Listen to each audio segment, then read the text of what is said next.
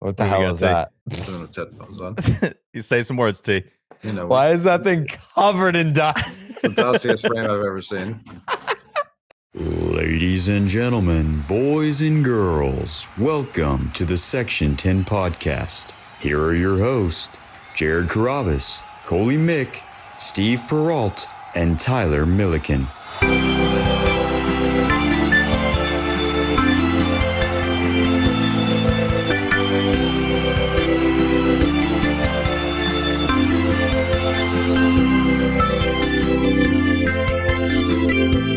What's up, and welcome back to the Section 10 podcast, episode 633, presented by Calci.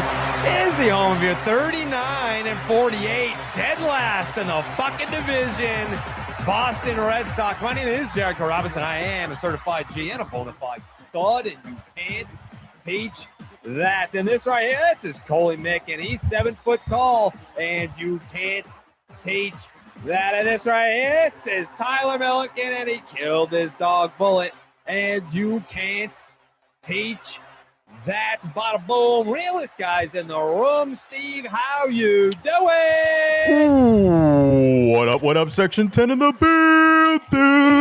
Oh, mother fucking building.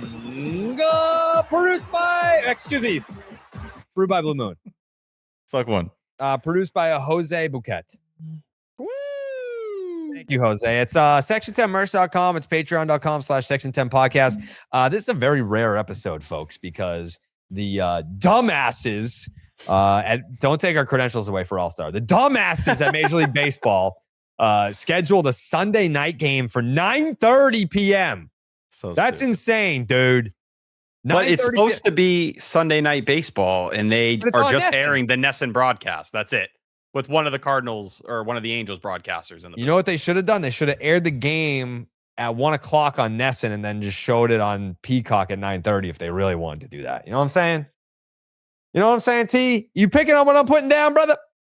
100%. I'm lifting it above my head. All right. You know where we got to start the show? Well, before, as we're recording right now, it's 5-3 in what inning? The fifth? The fifth, yeah.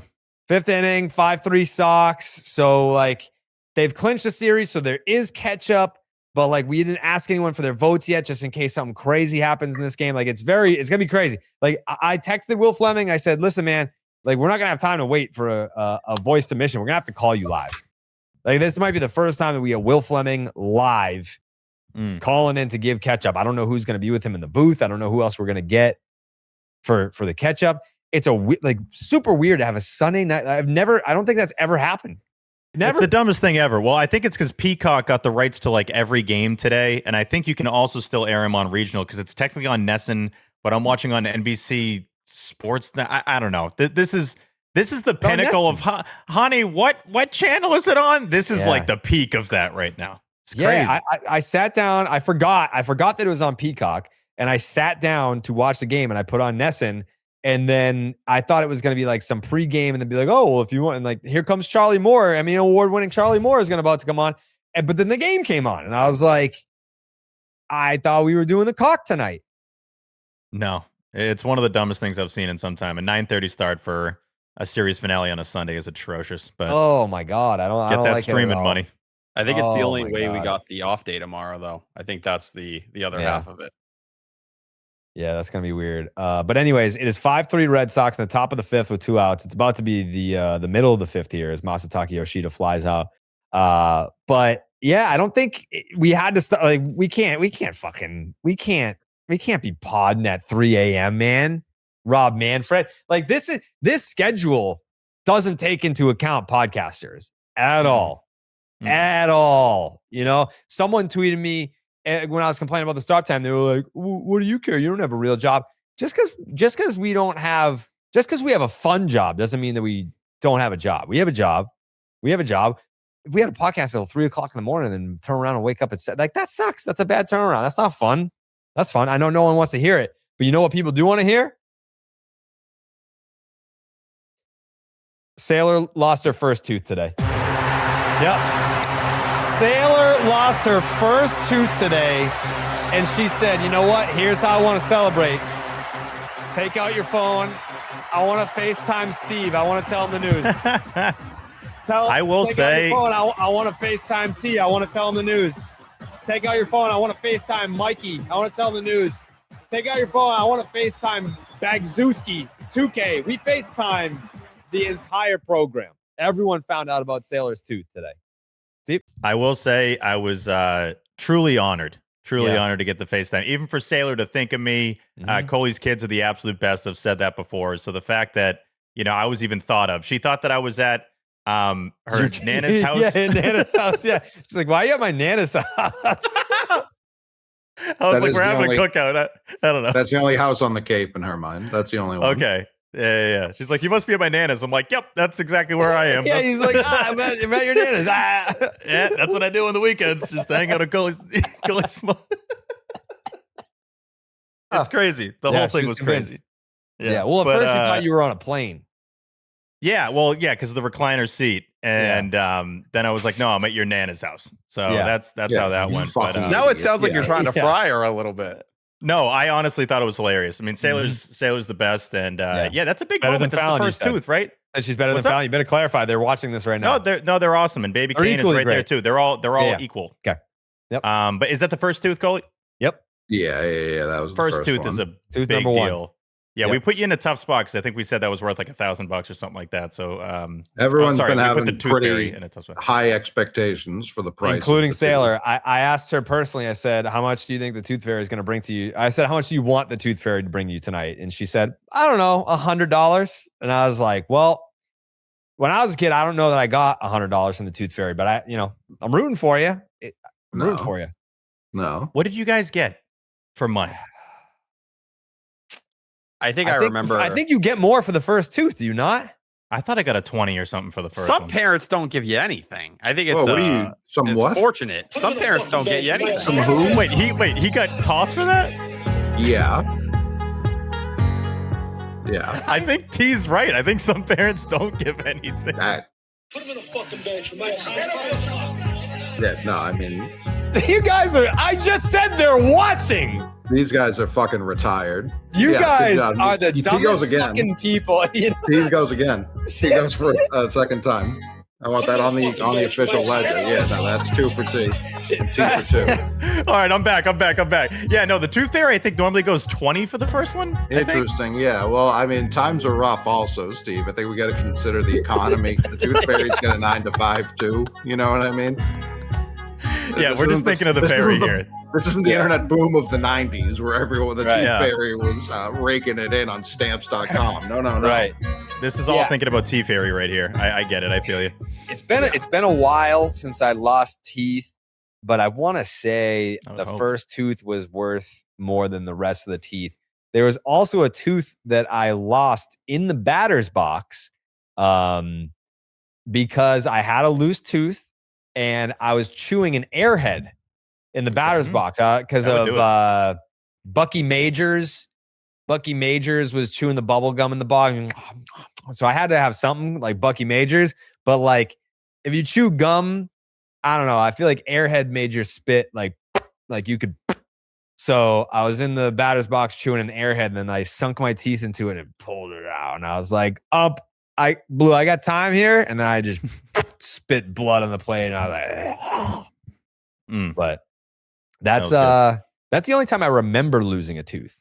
Was that experience? Did you guys ever have that issue where like they wouldn't fall out? Like I had to get 5 pulled when it was time for me to get my braces because all my teeth didn't properly leave my mouth. I could see that. I don't get the people that did the whole tie it to the doorknob. I think I had the best baby teeth of all time. People are going to laugh. I think mine were strong enough to be adult teeth, and they just had to like take them out to make sure whatever insurance issues were there were figured out. I guarantee you I could have kept my baby teeth at least until I was 50. Imagine T just smiling and he's got these like little ass chiclets in there. When I lost my first tooth, I got NBA 2K9 underneath my pillow, the KG version. You got a video game from T Fairy? That's crazy. That was your first tooth? Yeah, I think I was in 4th grade. In 2009? Yeah. Your first tooth was 09? It was 4th grade. I was chewing on my sister's shirt, like not while she was wearing it, right. but she had. I have an oral fixation, so I chewed on a lot of shit. So as a my kid. sister's sitting there. I started gnawing on her shirt. I'm like, I gotta lose this No. tooth on. My sister had this special shirt that meant a lot to her, and I don't know. I was just kind of biting on it, and she ripped it out of my mouth, and that's how I lost my first tooth. I can I'm see with that. her on that one. You were losing teeth in 2009? Wait. Yeah, well, I got to figure the Definitely. 09 thing. How old were you in I 09? I was doing body shots off hookers in Florida in 2009. No, dude, I Right, was losing same. teeth Spring until training. I got my braces 8th grade. I was still losing teeth going up to that point. How old were you in 09? Were you 12? Yeah, like 10 going on 11. You lost your first tooth at 10? I think so. What year were you There's born? no Dave? way, 98. Tyler. 98. There's I'm no like way. pretty sure. No, dude. No, you didn't lose your first tooth at 10. I There's remember no getting way. NBA 2K9 when I lost my tooth. Maybe the last one. Those things can be true. I don't. Well, I had to like- have a lot removed at the end. What game did you get for those? Nothing. Okay. My mom was very upset. And I was very scared because it was the first time I got injections in my mouth. Yeah, it's not fun. Wouldn't be the last. Man, losing teeth in 09. I would have never guessed that. You learn something new every show about Tyler, though. I mean, I the last tooth I lost, this one, was because I didn't have an adult tooth that was growing there, which just runs in my family, which is a fucking annoying trait to have. That was when I was a sophomore in high school, which is way too late to be losing teeth. Yeah. Good to know. Do your wisdom teeth count? It's losing they're them. their No, own you have to get thing. them surgically removed. Yeah. Dude, those were brutal. I remember agree we with had tickets to Sox Yankees, and I wasn't able to go that night because of the wisdom teeth. What year? What a That would have been, I think it was 09. Yeah, and so they put NBA 2K9 on the big pillow. Damn. It was great, man. Maybe I it loved wasn't 2K9. Maybe it was. It had to be an earlier version. There's It had just to no be. way. I just How- remember. how have we not evolved out of wisdom? We clearly don't want them. We don't want know them what or I mean? need them, and it's such a pain getting them out. It's like the worst pain you've ever had. You feel like you're gonna die for like 2 days. It's brutal. I felt no pain. Yeah, mine Fuck were always you. easy. You're just, I had you guys I had are a like that. cakewalk, but like it was kind of like the universe telling me we got you on this one because I got my tonsils out the year before and had the worst experience ever, maybe of a tonsillectomy in the history of tonsillectomies. So then the next year I got my wisdom teeth out and I was just preparing for another hellacious battle of pain, and it was just smooth sailing. Didn't feel shit. I didn't even use pain meds. Like I didn't feel anything. Jeez. Swear to God. Sure, they shot you with something. They definitely numbed you. up. Yeah, like when they took them out, but like when they sent me home, I was waiting. I was like, oh, like whenever like the hospital meds wear off, I'm going to use pain medication, and then it never came. I agree. Mine were never an issue with like that. I have, like, to Steve's point, I have seen plenty of people who like are blade up for a while, like with the old like double ice bags over the Oh, cheeks. and shit. 100%. I was one of Well, those people. felt Anything like in your mouth that got relief. close to touching it, it was the worst pain of all time. I always and hated blood that you was couldn't everywhere. smoke on it. They were like, that will fuck, like you'll get those. But I was air dipping. pockets. Yeah, I dipped too. I didn't care. I Oh, just put it on the other surgery? side of the mouth. Yeah, dude. Yeah. Insane. Insane behavior. I was dipping with wisdom teeth. I was dipping with braces. I used to put the fucking pouches under the Different brackets. braces. Yeah. Gross. You just spit and spit through braces. That's brutal. Yeah. Braces were rough. That first day post braces, though, that felt like a jellyfish on your teeth. That was bizarre. I thought they were like gonna get me girls, man. I don't know why. Like I came back to Braces? school. Yeah, dude. I thought it was like something that made me like different. I was like kind of hyped to get them, and I was just like suffering. I had the expander before that. That didn't get me any chicks either. It was not a good run. I don't think chicks take braces. I think it's the exact opposite. But it felt like a mature thing at that time. Maybe I was just really immature as a kid. But in like babe. 8th grade, babe, I'm I getting was like, braces next week. I got my as a kid. 401k. I got my braces. I just felt like I was Just put a down payment on a new place. Got some braces. Got a new Lambo. Yeah, I can take you in a spin. I got braces. braces weren't common in Brockton. I'll tell you. Not Yeah, everybody you had them. you trying to go to you trying to go to Capitol Grill later after I get my braces on, or yeah. You You mean off? No, I'm getting them on, baby. Yeah, no, I'm getting them on, babe. We can get dinner and make out when I got my braces on. Mm-hmm. Yeah, I mean, listen, I could see them absolutely being a luxury in Brockton. Yes. Mm-hmm. I remember the whole day. My parents told me braces are college, and then they didn't pay for my college. So I'm still confused about what happened on that deal. I got fucking the wool pulled over my eyes on that deal.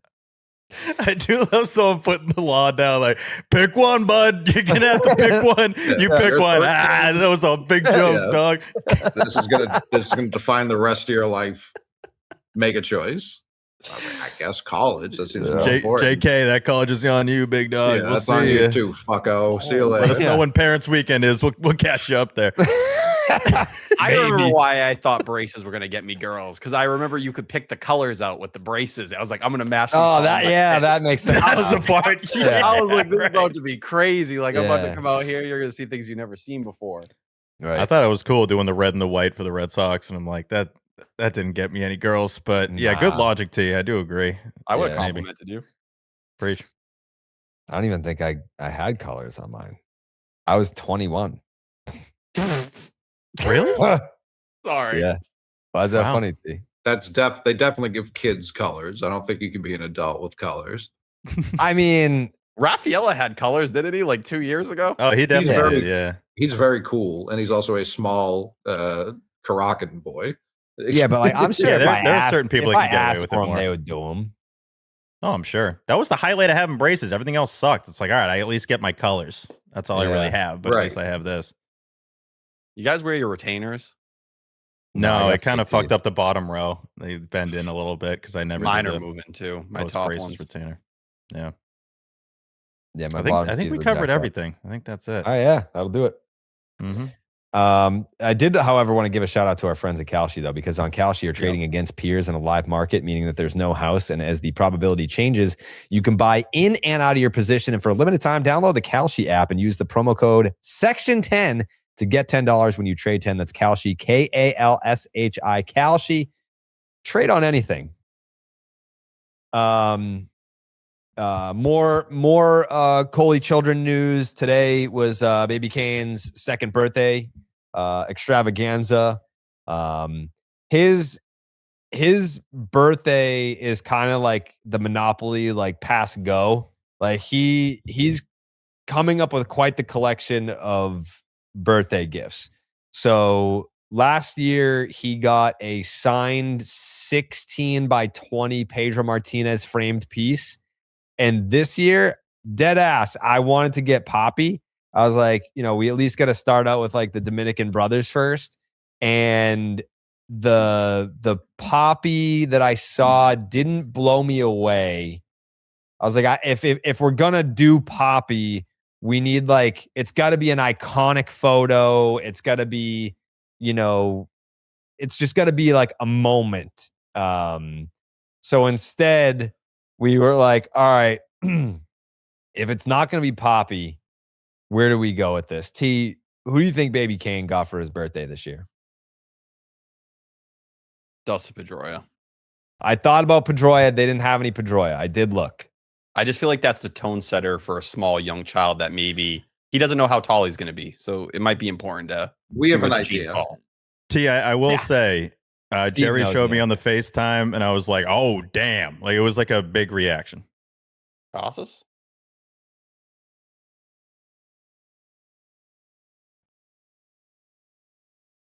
He's mourning. I'm gonna give him a pass on that one. He's dealing with trauma right now. Thank you. T, we're playing a guessing game with you. If you could pay attention.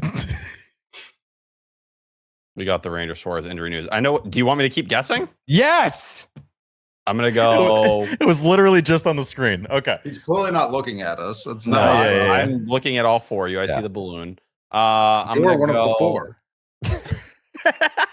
He's talking about the hot dog guy. No, I know. Give me Ted Williams. There you go. Teddy ball game. Yeah. Yeah, Teddy ball game. I will say, The Jerry, number one American of all time. There you go.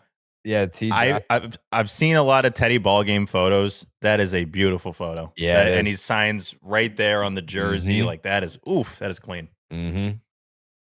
Yep, Baby Kane. Baby Kane's gonna be going to sleep, looking up at Pedro Martinez and Teddy ball game, saying night night to him. What the What do you hell got, is T? that? Putting his headphones on. You say some words, T. You know, Why is that thing covered in dust? the dustiest frame I've ever seen. That looks like it was recovered from ground zero.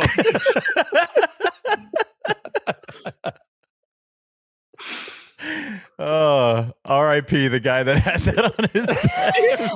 This really does. He got this right out of an active volcano. Ted Kaczewski. We lost a real one. This was what he looked at every day.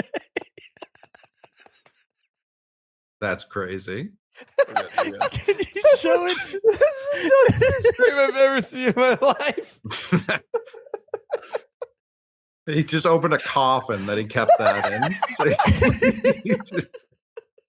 He just left, dug a hole, opened a grave, and said, I also love that he brought a Ted Williams photo over as if it's like, no fucking, you have a Ted Williams photo? No way, dude.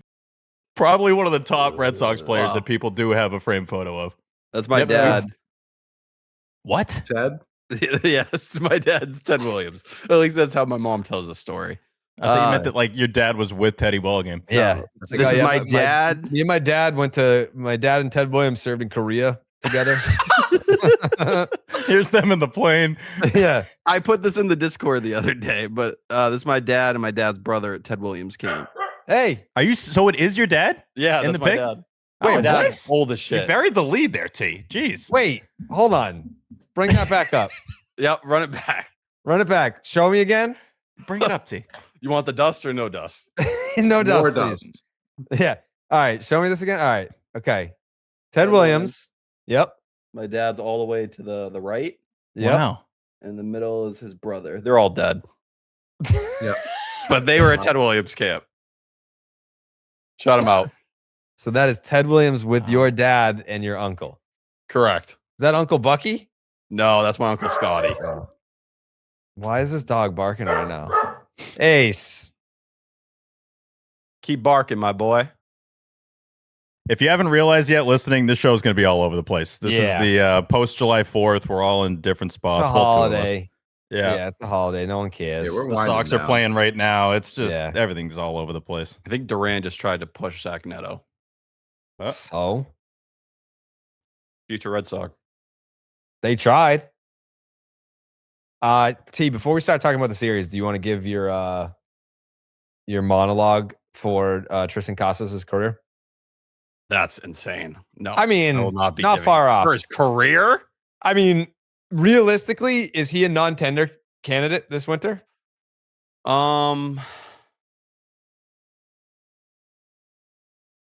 Lockout might save him. Yeah, Yeah. it's That's not a fair point. like he's earlier in ARB. Like it's going to be about what he made 1.6 this year. It's not going to go up. So like, would No, you it take will. a shot? It will. I But bet not you like he- considerably. It's no, gonna it'll be like Tanner 3 Houck. million Wow, you think it'd go up that much? from 1 point what? 1.6. 1.6. Yeah, he'll probably get like 2.8. Wow, I wouldn't have guessed it being that high. So last year, Houck he made 3.9. It was 4.1 Oh, going okay. into the season. So Okay. I would assume it's less than 2 million. Maybe that's like the safe place to play it. I bet they probably are still willing to take that chance, but probably depends on where they're at. If Contreras is still here, that's going to add to that equation as a whole. And if the season goes Great where book. many people are predicting it's going to go, they're probably prioritizing doing something with that DH spot. But I'd say probably not a non-tender, but it's not a crazy thought to throw out there.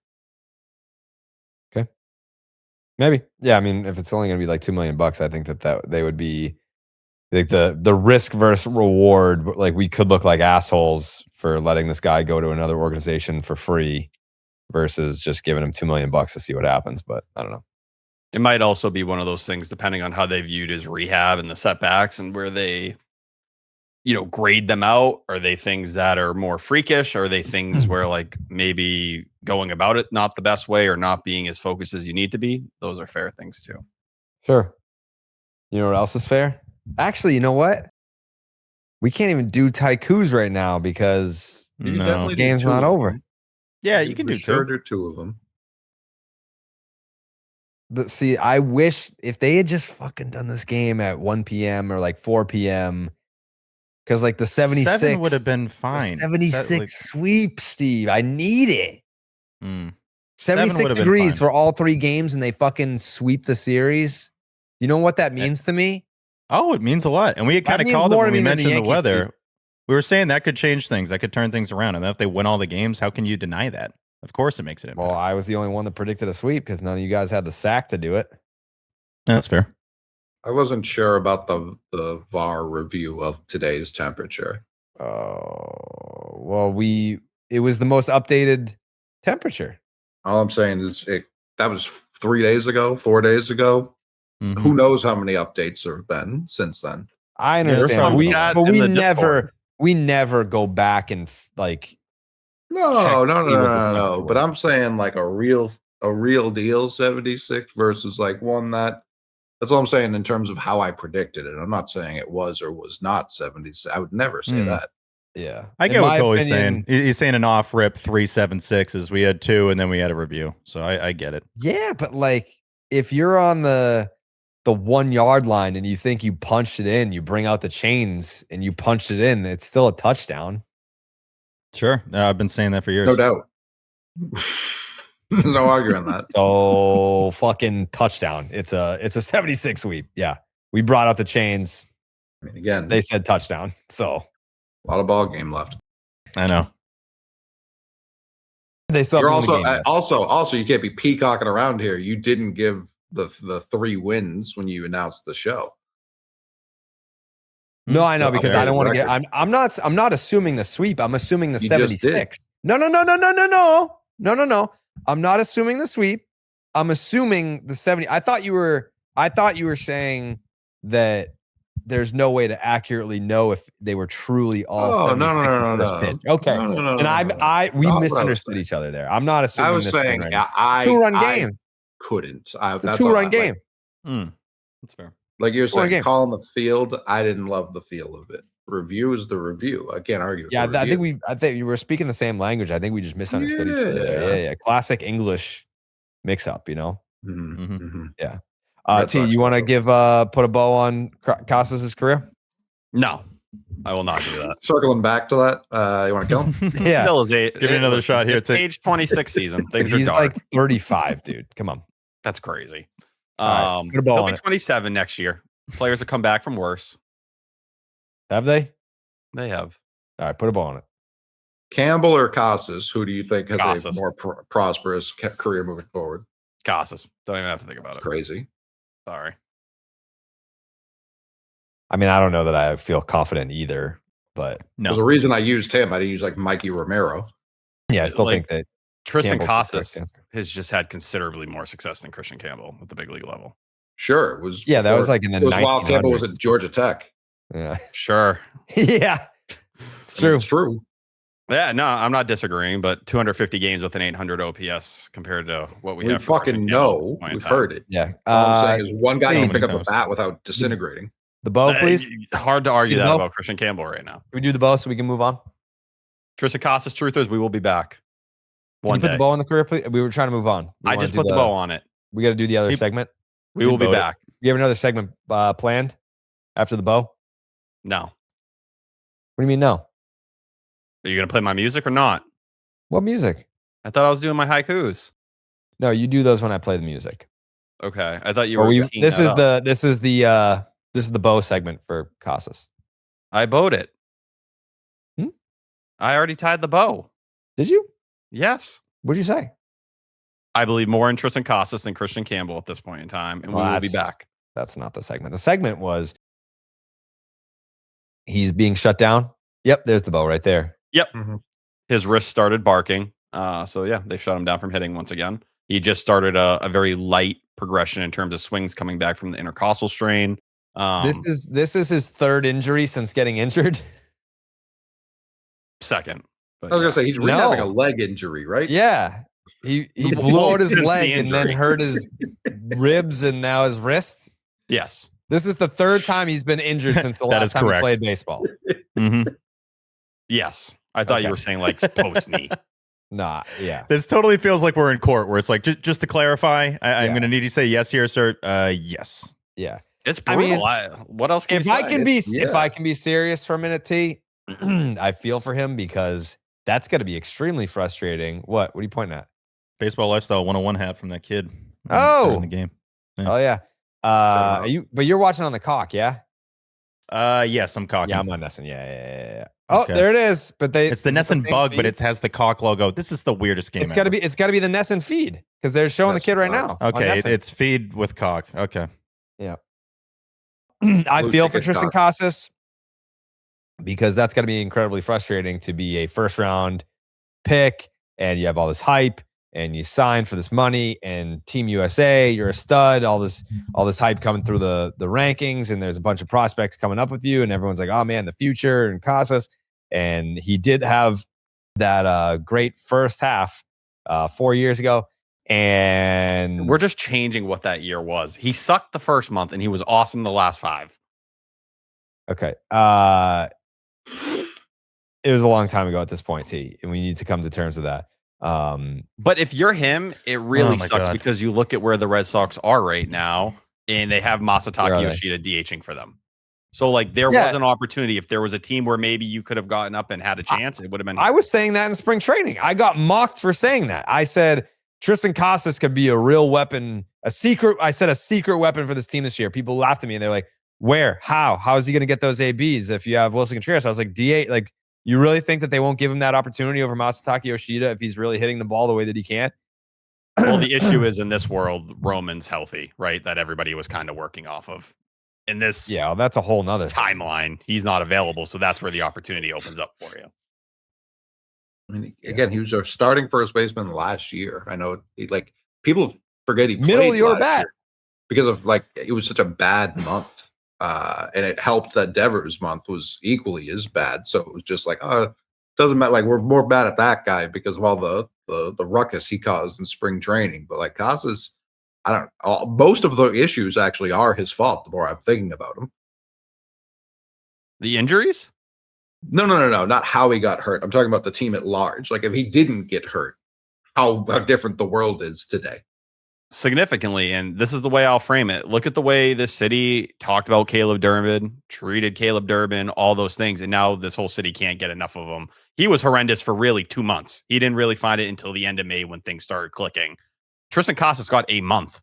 It was a month, and it was an ugly month, and things were not going well. I'll never forget the home run robbery against St. Louis at Fenway. It still hurts me because he needed that homer very badly.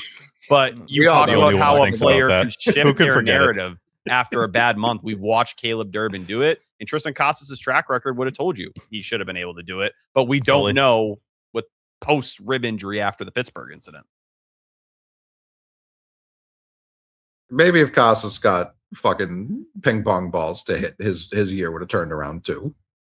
Okay, so that's what you're Like, crazy. let's be a little serious here. To be fair, Triston Casas was never a weak issue. It was never that he couldn't hit the ball with authority. No, but I'm saying like in terms of a guy turning it around, like what else happened at that exact point in time? Can I ask you a question, T, and be honest? Why is it that all these guys are getting hurt just from like existing?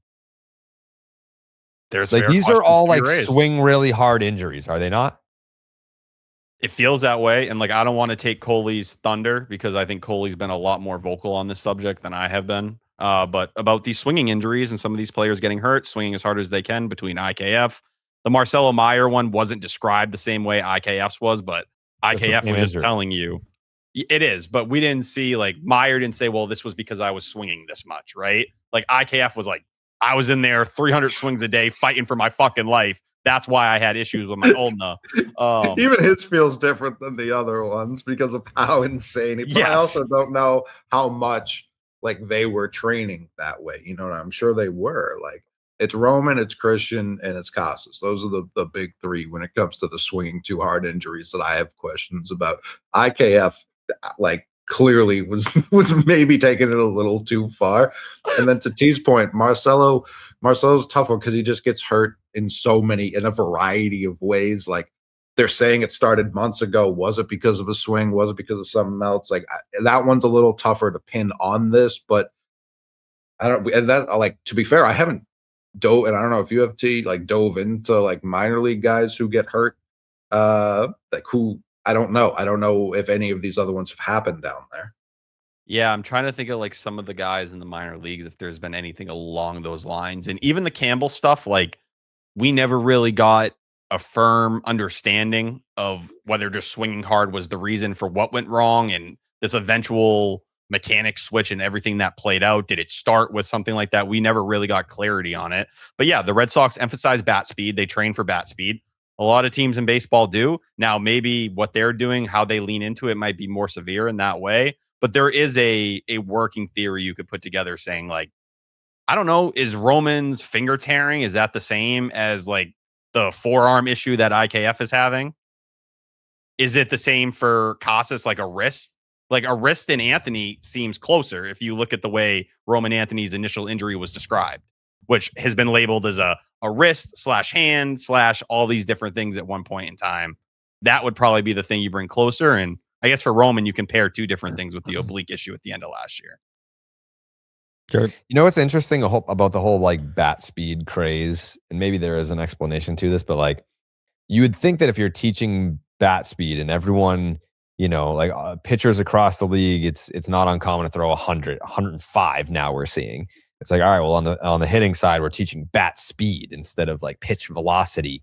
But there's no crazy uptick in home runs. Like, it's not like you're all this bat speed for what? To kind of like keep the same pace that we've kind of always seen. Like, you've got a few guys hit 30, a smaller amount hit 40, and then like maybe there's one guy that hits 50 or something, and then every so often the one guy will get to 60. Like, it's not like, oh, this bat speed craze, and you've got this guy 95 home runs this year. That, what the fuck? Like, it's bat speed. Like, it's all this bat speed stuff just to kind of like always have, I don't know, like, if you were to break it down and like, here's the entire league for home runs, and this is the pool who hit 0 to 10. Here's the pool who hit 11 to 20. Like, I feel like it's about the same every year. Or maybe the bat speed is just to catch up to the guys that are throwing as hard as they do. I don't know.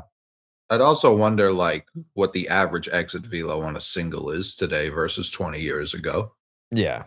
If that has gone up. Definitely. With what you're, like, it has to have, even if like the pitching is just faster. But like, I don't know, because like launch angle is kind of, I don't want to say it's pitch dependent, but it's pitch recognition dependent. So like, if you get wrong and you just hit the fuck out of the ball, but it just goes right to the second baseman, like, I wonder what that, like, if ground balls are faster even than they have than to were be, 2 years and ago. it's the same thing as like, all right, like, the average fastball 10 years ago was 92 and now it's 96. And it's like, all right, yeah, like all that velocity, but there's still guys with 5-6 ERAs, whatever. But the harder you throw, the less time you have to react to the pitch coming to you. And the harder you hit the ball, the less time you have to react to fielding it on the ground. So yeah, like, I don't know. It makes sense. It makes sense. But like, as far as like home runs are concerned, like all these guys with the bat speed and everything, like, we don't have dudes going out there pumping 80 homers on the reg. Like, it's not a thing. Who are the guys that are 100th percentile in bat speed right now? Junior Caminero. Yeah, I did Jordan see that Walker. the other day. And who? Jordan Walker. Okay, so Junior Caminero has what? Where's 25 Schwarber? homers? Yes. Schwarber, he's pretty high up there too. I'm sure he is. I was just wondering. He is 96 percentile. Isn't Yeah, Raffy not high at all? There's plenty of guys that aren't big bat speed guys. I think a lot of the more old school types, you know, to go look at like someone like Alex Bregman, you're not going to get that. I know there's some decline conversations there. Yeah, Devers is 41st percentile in bat speed. He was 42nd last year. I know he's been a guy that's kind of decreased over time. But like I don't always compensate bat speed with how you can impact the ball because you're going to generate different swings depending on what you're trying to do. Kind of depends on what kind of hitter you want to be. Some guys are going to swing from their ass and fully let it out. I think other guys, especially someone like Rafael Devers, like if you play at a place like Fenway Park, maybe it changes the equation back then because you're trying to shoot the ball off the monster. He's been on fire, by the way. Yeah. Who? Rafael Devers. Yeah. Third deck dinger. 2-homer game, up to 18 jacks. Has like a 160 WRC plus since May 1st. I do wonder, like, we talk about Judgy and Durbin's hitting coach, like, the way he teaches swinging, like dropping your bat, leveling it with the zone, and like the way he's how he's teaching torque with, like, I don't know, like when I think of like Pujols and Bagwell, when they just had that wide ass stance, they were just seated and it was just all hips. I do wonder if Judge's hitman guy, like the way he teaches torque, like seems to be like better for protecting like your ribs and obliques and everything. It's tough. Like you look at someone like Manny Machado who went there over the offseason and they are booing this guy at like record rates like that I've never seen. But when you talk about like the ability to impact the ball, the whole reason you chase bat speed is partially for the fact that the faster you swing the bat, the harder you're going to impact the ball. The top 4 guys in baseball, Junior Caminero, Jordan Walker, O'Neal Cruz, Nick Kurtz, like these are the kind of names you see there. It raises your ceiling from a productivity standpoint. I also think in today's game where making contact is harder than ever, you better fucking smack the ball when you make contact with it. So you're prioritizing. It may happen on a rare to rare basis. You don't touch a baseball as much as you did 15, 20 years ago. But man, when you do today, you better take advantage. And I think that's part of the training and the logic that goes into a lot of that. And, donuts existed in 1995. You know what I mean? Like, as you tried to train bat speed. Walker, like, it's such a tough thing because, like, Walker, what's Caminero, like 6'3"? Is he that big? Walker was a big drive line guy over the offseason. No. I'm just talking like physically, like Kurtz is massive. Oh, yeah. Walker's 6'6", Caminero. Like a that's man. Part of it. Yeah, that to like I don't know. I'd love to see like a littler fella who was generating, because you'd think it'd be easier to have that much recoil, but maybe there's just not enough torque to get it done. Contreras is 10th in baseball for bat speed. Yeah, it's interesting. He's more of that like stocky build. What is right? Yeah, he's not like. So even O'Neal Cruz is fucking giant. I'm shocked Ellie's not up here. Yeah, he's 6 feet, which is probably like actually like 5'10". If we're just being honest, right? No, for sure. But even someone like Judge, I know people were talking about his bat speed this year and like how it had changed from a year ago. He seemingly was purposely swinging a little slower, but now we know there was a rib issue. And like, does that factor in a guy who was known for swinging the bat as hard as he was? Does that lead to those kind of stress fractures or stress reactions? He may never come back. They're talking about him like it's like 2029. That's the plan we have our guys on when they get these fucking injuries. I guess. Like, so part of me is like, they're doing right by Roman, whether or not he's doing everything correct. I genuinely don't know. But it's like, I do think you need an extended period of time off. Like, I do think them rushing's not the right word. Them wanting Casas back faster than he was comfortable coming back with the whole stabbing of the knives and getting shot with a gun quotes that he had. Like, he was probably correct. He was probably like, hey, man, this still fucking hurts. I have never seen a baseball player flinch like that in a game after returning from injury. I've never seen it before, to the point where he was grimacing, like clearly trying to push through it and play through it. At that time, there was clearly a push from the dugout that wanted him out there. I do wonder, though, with this Roman Anthony thing, I think them sending him to Florida is a little bit of them being like, let's go. Like Chad Tracy said himself, he's going to go. We're not concerned about this visit in Georgia that he's going to. We just kind of want to have it reconfirmed to him that he's healthy, that things are going in the right direction. And I think they probably look at it and say, all right, well, you're going to get another guy to tell you This is what it is. This is what you're going to have to play through. This is kind of the situation. Let's go. You're not going to do it here. We'll send you down there. All you're going to focus on is just rehabbing, nothing else. Yeah. And I don't know if the Bradford stop gallivanting around Boston, do some baseball shit and get back out there. No more picks. Yeah. Strega Dave pick. It's like just yeah. I don't find a new place down there. Yeah, yeah. He's just in Florida at some new Italian joint. Like, hey, how we doing? What's going on? I'll take the chicken bomb, toots. Make it snappy. Give me your finest beverage. I'll do photos over here. I do believe them where it's like, you guys want some pics? Photos, videos. Hey, people don't know who he is. You guys want to pick? Who needs a pick? Hey, Roman Anthony, that's me. Who needs one? I got him. I think who is this guy? I do believe that it's legit. Like, there's so many guys that are hurt where it's like, all right, yeah, it's getting a little crowded here if you want to go down to Florida.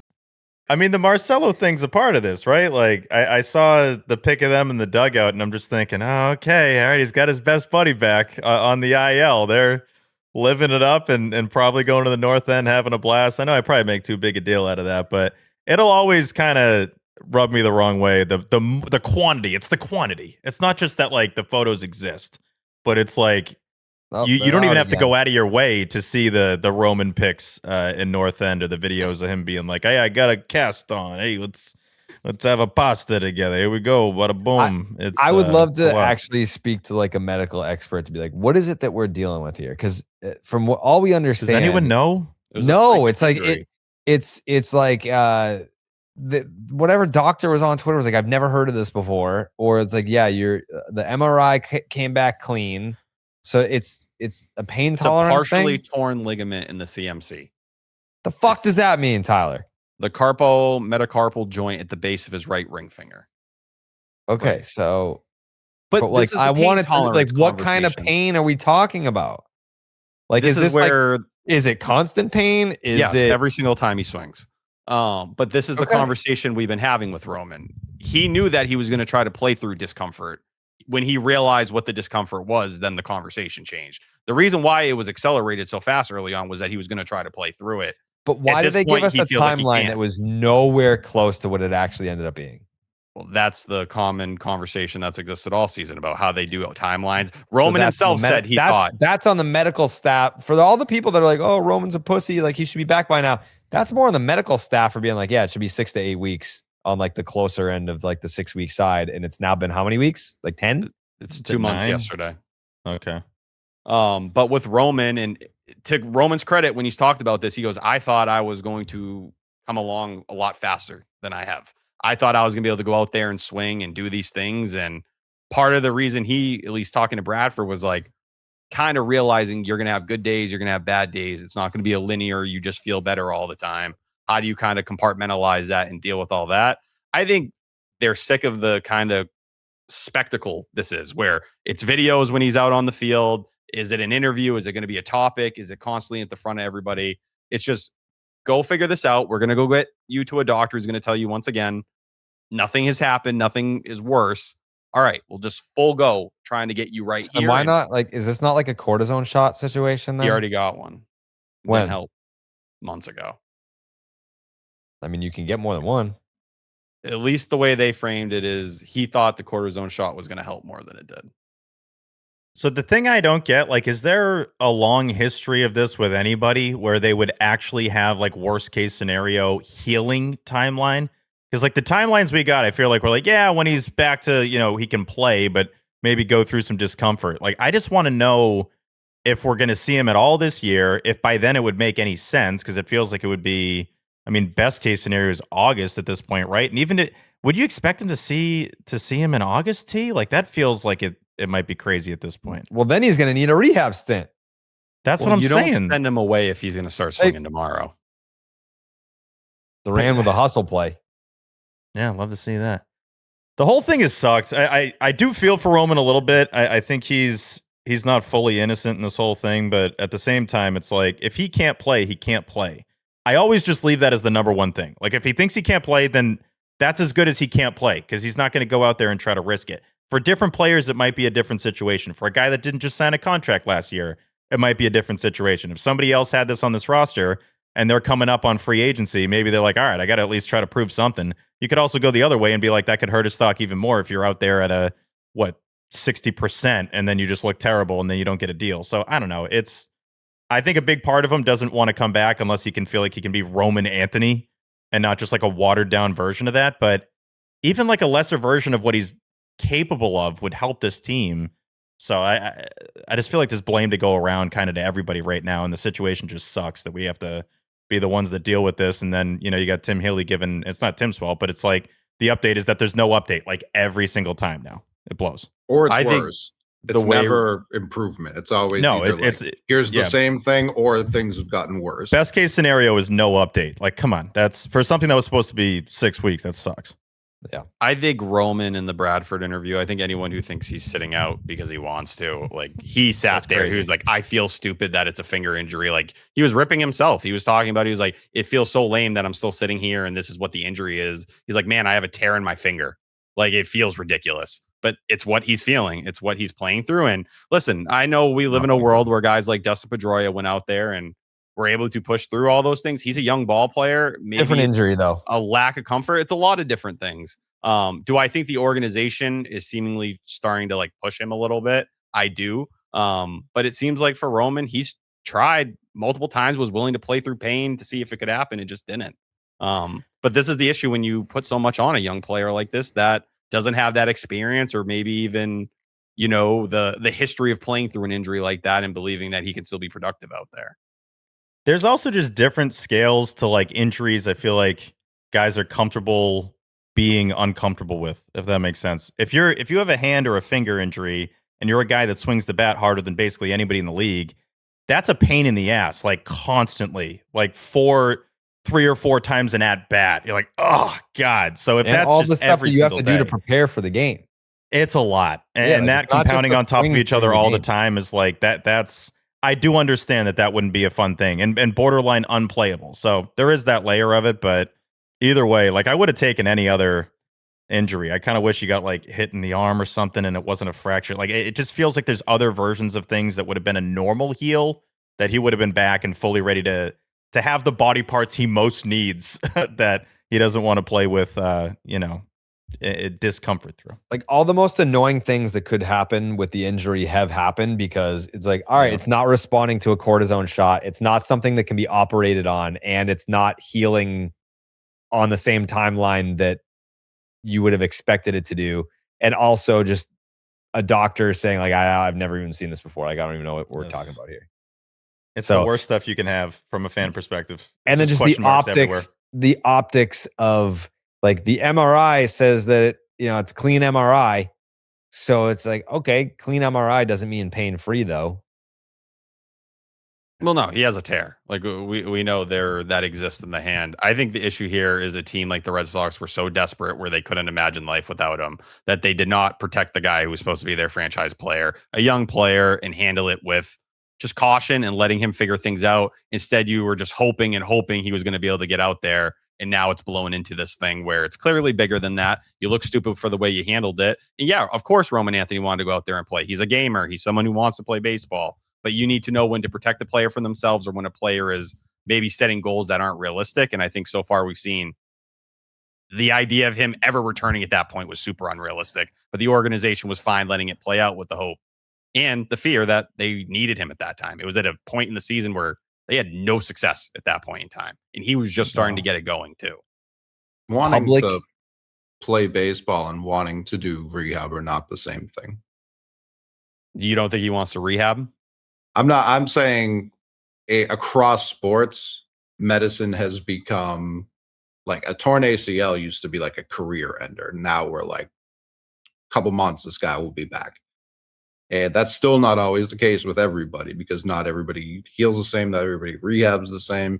For a young player going through stuff like this, and for a guy who spent the tail end of last year going through an injury and rehabbing, now having to just start this season again, rehabbing on something else, that's very mentally taxing. We've seen a lot of pictures where he has or has not had braces on his hand. So it's like, was every precaution taken? I don't know. Was every step of rehab met? I don't know, and I don't know that the Red Sox would tell us, but I do know that they've sent some people out there to say it isn't that bad of an injury, and then have walked it back when he's pushed back. Like this hasn't been the cleanest from any standpoint from any of this. So I do wonder if they're saying this is clean, we're going to send him here to get him out of sight, out of mind, like you're saying, T. Like I don't know that we could have medical professionals being like, it should probably be better by now. We don't have an explanation for why it's not. Like, this is still Boston at the end of the day. There aren't, as bad as the Red Sox medical staff is, I don't know that it's only on them. To be fair, this is an organization, at least in terms of the Marcelo Meyer front, that has been willing to throw guys under the bus or point the finger towards them. Sure, those guys aren't willing to go decade-long contract. No, he doesn't. But I do feel like in a year, especially for a front office where things aren't great right now, like if you were looking to point the finger in other directions, that would be one way to do it. I do feel like we're going to get something at some point in time by the end of the year, like whether people in the front office thought he should have been back sooner. Maybe that will come. It came for Triston Casas in certain ways. So I think that's kind of what you're going to look at. I just think for Roman Anthony, like, it's clear he wants to play, man. He was very vocal about how hard it is not to be with the team and traveling with them and doing their things. He has a contract. He's protected. It's not like sitting down is going to help him or save him in that capacity. We heard Crochet talk about it a week ago, being like, man, like, I got paid. So I'm not worried about any of the shit about whether, I'm losing future money or anything like that. This organization invested in me, so I want to get out there as soon as I can. I think he's probably in a similar spot. And if anything, someone like him has more to prove because he really hasn't had his chance to prove anything in Boston yet. I agree. I definitely agree he wants to play.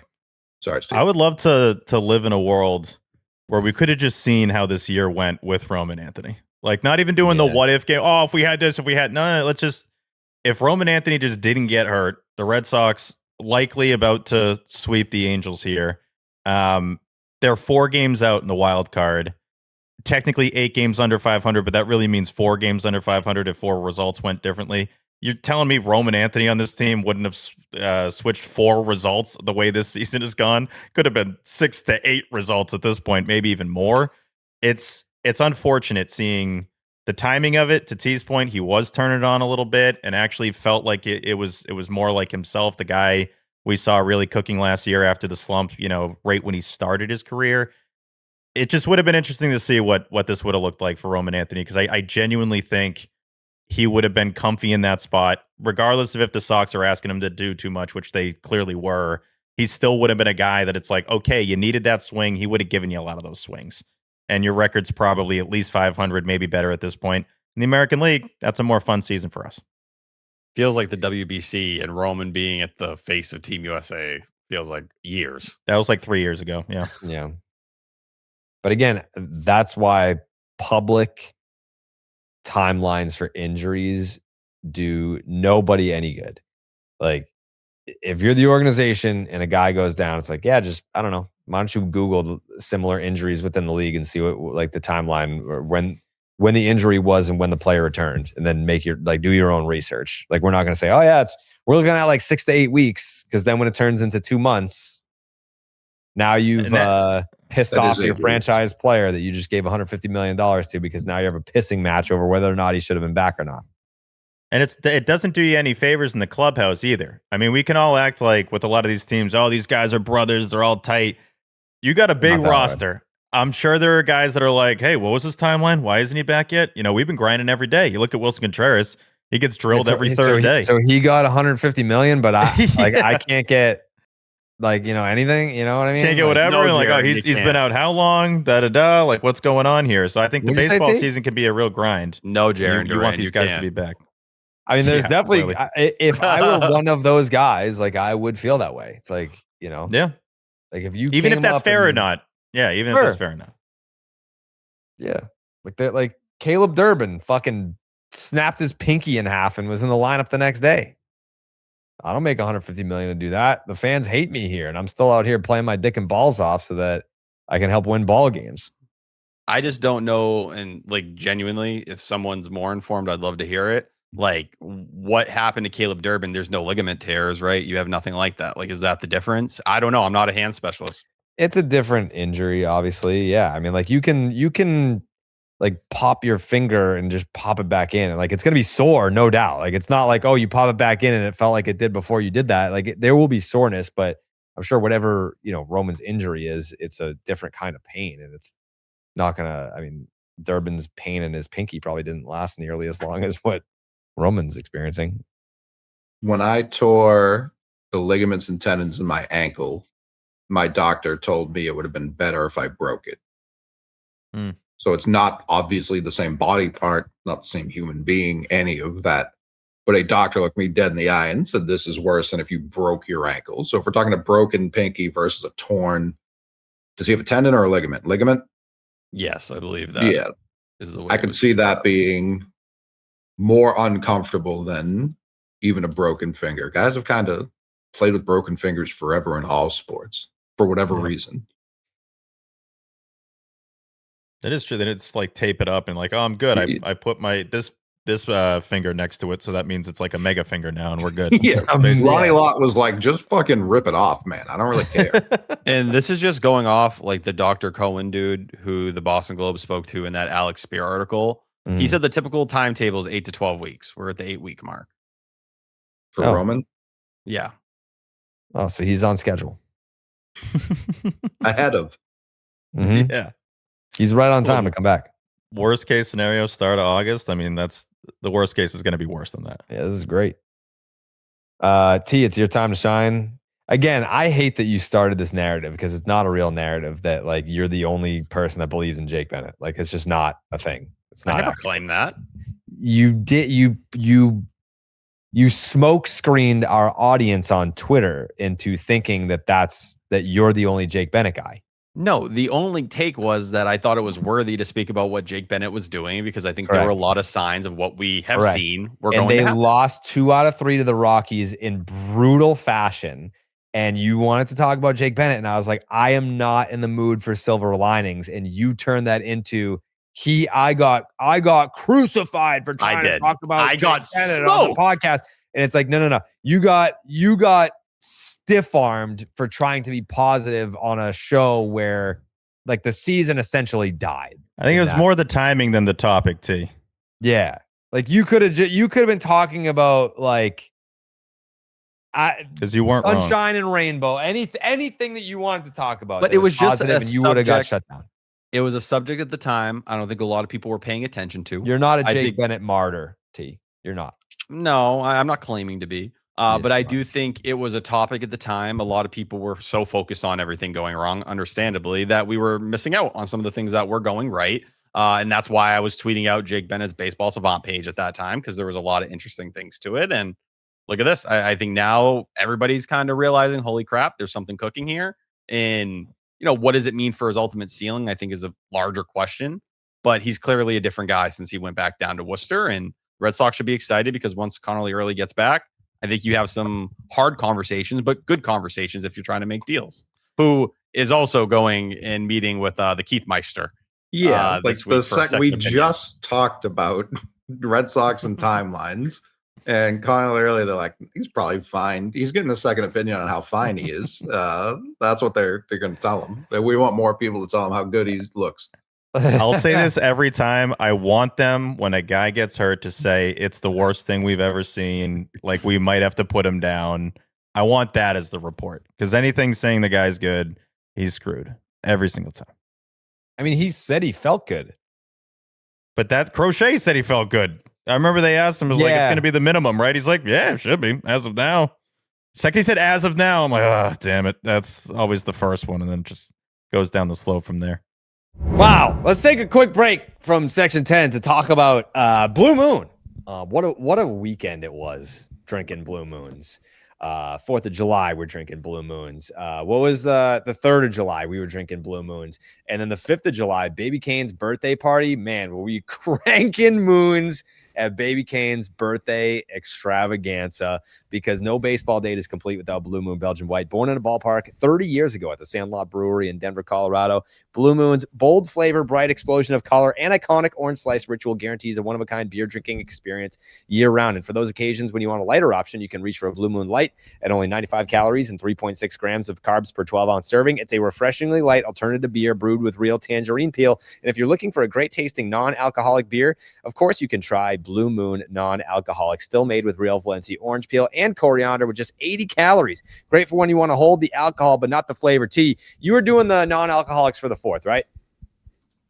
What else would I be doing? That's true. That's a great call. It's a great call by you. Steve, you were doing the Blue Moons for the 4th of July? 100%, 100 Blue Moons responsibly. You were doing the Blue Moons playing mini golf, getting smoked by Dan Peral, right? We tied. We did tie. Nope.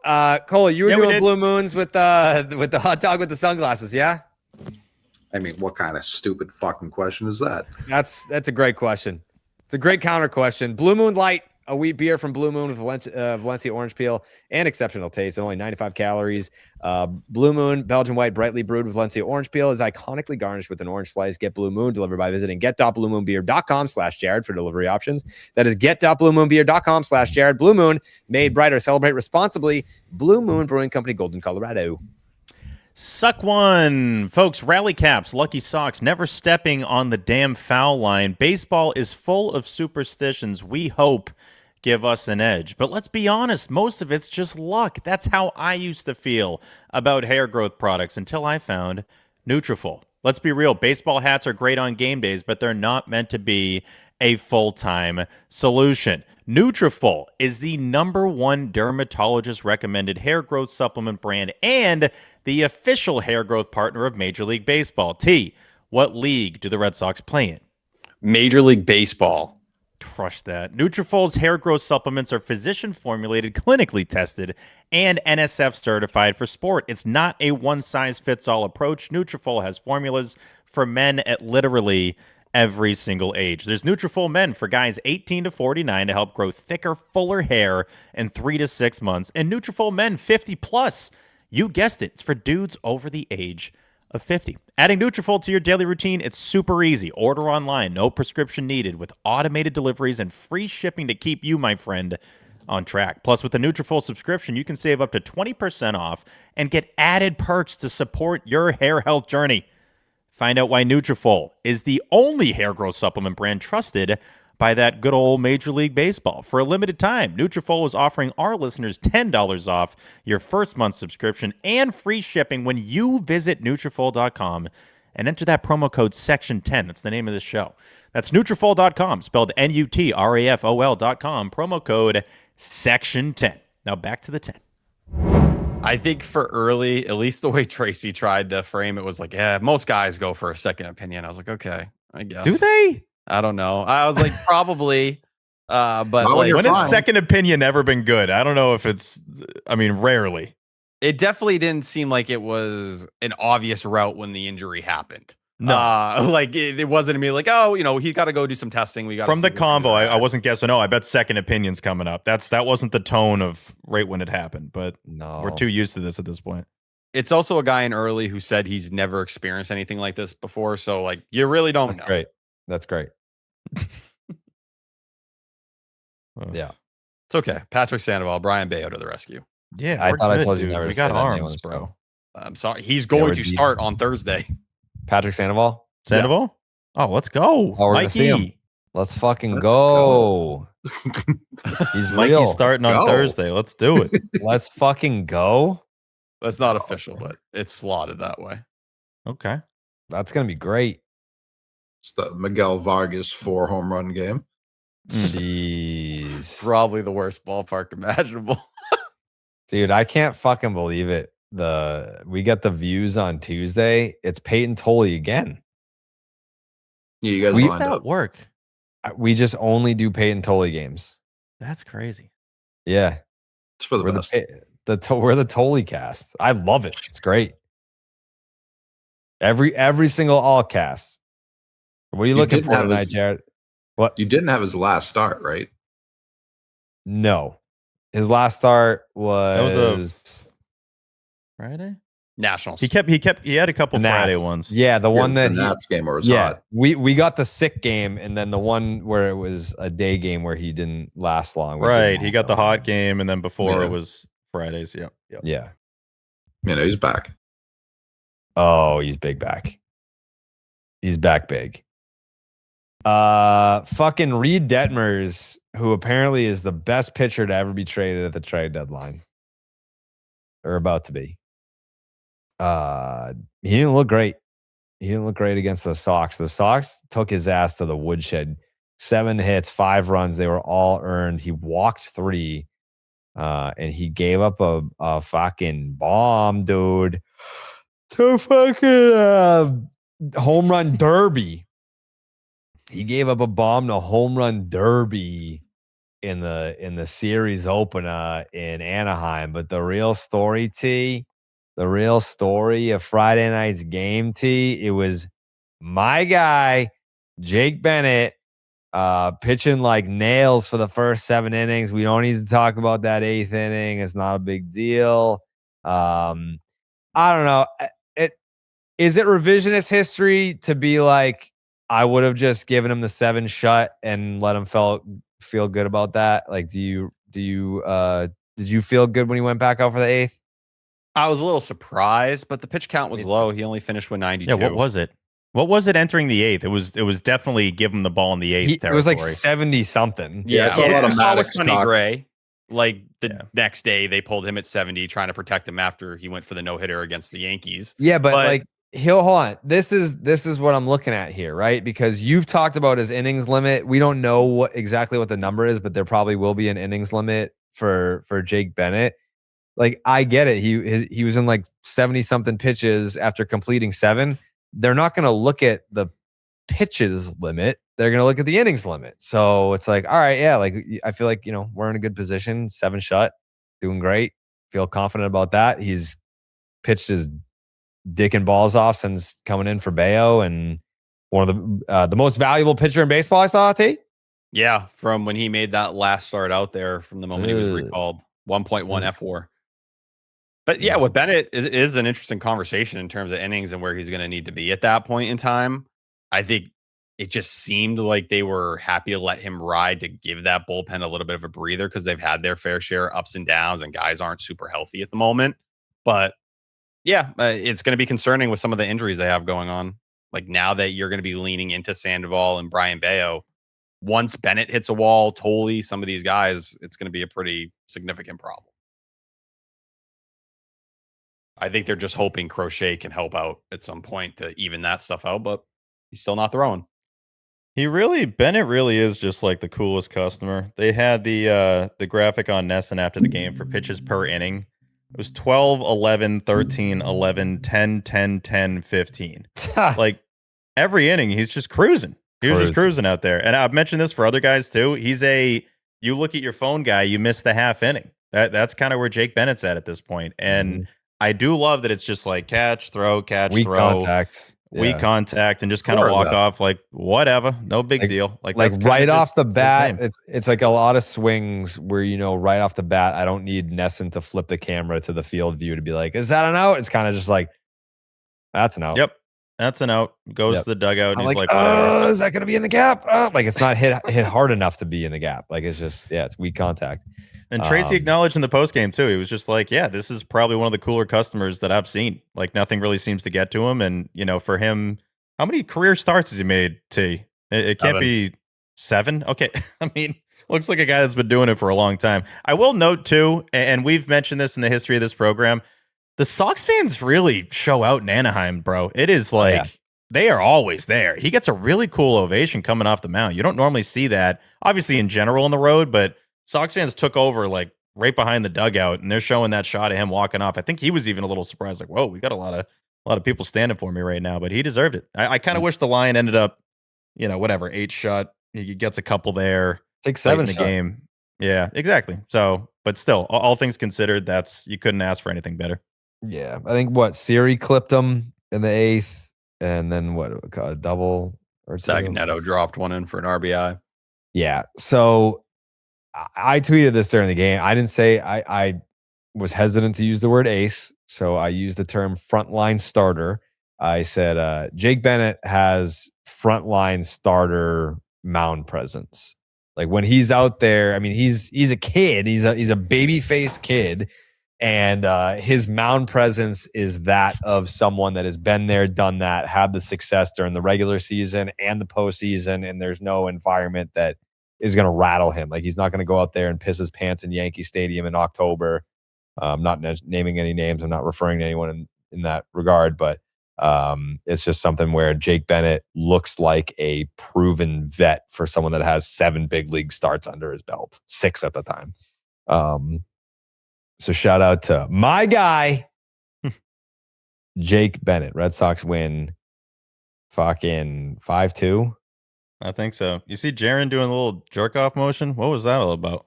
Just now? No, it was in game 1. You see that thing? He did a little like jerky doos. I don't know if it was at the camera or at a fan or something, but he's never done that before, so that really threw me. Why would it be at a fan? Once Steve mentioned it, now I don't think I connected it when I was watching it, but now I'm like, yeah, I do remember being like, that did kind of look like he was jerking somebody off. I only noticed because someone tagged us and was like, look at what Duran did at the end of the second inning. And I'm like, yeah, that's a jerk off motion. But yeah, he loves the fans, dude. That's Jaron, baby. Yeah, it's Jaron fans. He loves he fans. loves He's never had any issue with any fan ever. No, he loves the fans. Yeah. See? I do want to say, in terms of Jake Bennett, the velocity was once again up 0.3 miles per hour on the 4-seamer, but he held 91-92 into that 8th inning. That is a crazy point for him to be at when he was like 88-89 in the 5th inning against the Astros, like early on in those first couple starts. So like he is finding a way to maintain some of the velocity gains that we've seen. And you can look at the 5 starts since he's been recalled. It's a 2.67 ERA, 2.58 FIP. 8.0 K per 9, 0.9 walk per 9. It is a beautiful combination of guys chasing out of the zone. And I don't know if he's just that good at tunneling the ball with the 4-seamer and the changeup, but to have 99th percentile chase, 91st percentile ground ball percentage, and you never walk anyone, 97th percentile walk percentage, like that is a great combination of things if you're not going to miss a ton of bats, which he's missing enough. He had 11 whiffs in this, but those are the traits you need to be like a Ranger Suarez or be something like that along those lines. Plus, he has the build to go out there and actually give you innings. I think he has a lot of things where if you were another team and maybe you think he can take it up maybe another gear velocity wise, there's interesting ceiling for a guy who's 25 years old. You don't find that in a lot of arms at this point in time, at least from a starter capacity. Yeah, you're right. Are you? Is anyone here willing to give Craig Breslow credit for Jake Bennett? Yeah. How do you not? Why not? I just feel like that's not something that happens a lot over here. I would definitely give him credit for that. And it's multi-layered. It's the idea. And I don't want to judge what Luis Perales has done in AAA this year, even though it hasn't been overly impressive so far. It was a timeline thing. That was a big part of this where you needed, if you were going to have someone on the 40-man roster, Luis Perales was probably not going to be an option you wanted to lean on if you were serious about winning in 2026. Getting Jake Bennett in here felt like a guy with the higher floor, didn't have the same ceiling, but someone who could contribute, someone who, if you needed a spot start, could go out there and do that. Well, credit to Craig Breslow for not only, prioritizing the need for help in 2026, but also targeting a guy where I think he's changed everybody's perception of him, because I didn't think he was going to reach this level. And I wasn't a hater of the trade. I was fine with it. I understood why you were doing it. But now the ceiling for Bennett, I think, is something that more people are going to have to acknowledge. It's a lot higher than I thought. I still hate the process of the trade, and it's hard to be a process over results guy. But to everything T just said, they did do it for this year more so than the future. And my other critique at the time was also like, is it a factory if it has to be the same guy every time? So it's like, can we develop different types of arms at all, or is it always just going to be one kind of guy? And when I look at Kyson Witherspoon, who had huge questions already this year, when I look at Marcus Phillips, who, if you notice, me and T don't bring up a lot. He hasn't done a lot, despite that being the pitcher they targeted in the draft over Irons and over Witherspoon. That was the guy they were linked to the whole process. Witherspoon just happened to fall to them. So that to me remains my criticism. Like, can they do it with different types of arms? did they sell a guy like Perales at a time where his value was at its lowest? Could it have been higher if he was in this system this year? If they could do something there, could you have gotten even more? And Bennett's been awesome. Bennett's been what they've tried to make Bayo into the whole time. Like the pre and post Craig, they've been trying to make Bayo into basically exactly what Bennett's been able to do. So Bennett, I have no problem. It was never about him. It was about seeing the guy you were trying to name GM get a bigger job at a different team and immediately giving him a player he was innately familiar with. Like, I don't think Taboni's too upset about this trade right now either. That would be the other side of this. But no, Bennett's been awesome. I have nothing negative to say about Jake Bennett. I still, like Jared, if we're going to give him credit for this wasn't the only arm he traded for this offseason. Johan Oviedo was as well. And that's gone about as poorly as it possibly could have. So to be fair, credit for one. I don't know. Sonny Gray. Sonny Gray's 37. Like, that's not the same thing. But These that's were a guy you mid-20s guys that they were for. trying to rebuild. Like, Sonny Gray is not the same thing. But that's I a don't guy know you that went and traded for that a lot of people weren't willing to say could be a number 2 starter, and he's been exactly that. Second in the American League in terms of ERA right now. I do feel like those kind of things need to be, and they didn't make Sonny Gray, but he's a better version of what he was a year ago. He's definitely elevated since he got here. I think that's a big deal. And Ranger Suarez as well. I think Ranger Suarez, obviously he went down with the injury, but he's been better than I imagined him being here too. Like, to where Craig is at this point in time, and depending on where this Red Sox team is going to go, he's had a couple weeks here where, like, and I know you hear Sam Kennedy and he's backing him on radio, kind of pointing the finger at a lot of other issues on the team, more towards players and it being Craig's fault for where the team's at. He's had his fair share of wins, and some things are looking a lot better for him overall. Now, I do think there's more blame to talk when you get into the Duran situation and, how you divvied up some of these assets overall. But, in terms of acquisitions, that offseason of what they brought in, a lot more hits than misses. Now, if Caleb Durbin goes back in the hole, like, and he's not what he's been the last month, that can change that convo. But I think it's people going to be constantly evolving. Throughout the offseason, you could look at his individual moves and understand all of them in a vacuum. The second you look at the whole of it, it's like, the fuck did you do? Like, what happened here? Like, what? I don't know. It's a very confusing time. It's also like, I've seen a lot of like Craig positivity recently, and it's like, can we get to 500 before we start sucking them off? Like, we have to sweep this series, which is about to happen. It's about to happen. But to be 8 under, you had to 8 sweep under. this. Like, that. It's not the time to be like, man, what a fucking job. Well done. Like, all season we've been enlisting like Ted Williams, guys who were born the same year as him, to be like, no, I've never seen a worse season than this. Like, that's been the conversation. It's not the time to be like, man, what a fucking job, Craig. It is a lot of individual moves if you just look at those specifically, making you go, oh, yeah, okay, that's cool. But then you take the bird's eye view and you're like, wait, this doesn't make sense. Like, these puzzle pieces don't add up and you're banking on too many guys to be great. But the Red Sox have a chance to have 4 All-Stars, and all of them are Craig. So, you'd have to tip your cap there. No doubt. But like, we're also talking pitching acquisitions. And I told this to Jared today when he was up here. What if he had sent Bayo to Milwaukee and kept Kyle Harrison? Then we'd really be singing his praises. Like, would I rather have Jake Bennett or Kyle Harrison this year? I know who's been better. It's a mixed bag, classic mixed bag for Craig. The most. I wonder how interested the Brewers would be in on Bayo, especially with the backloaded side of that contract.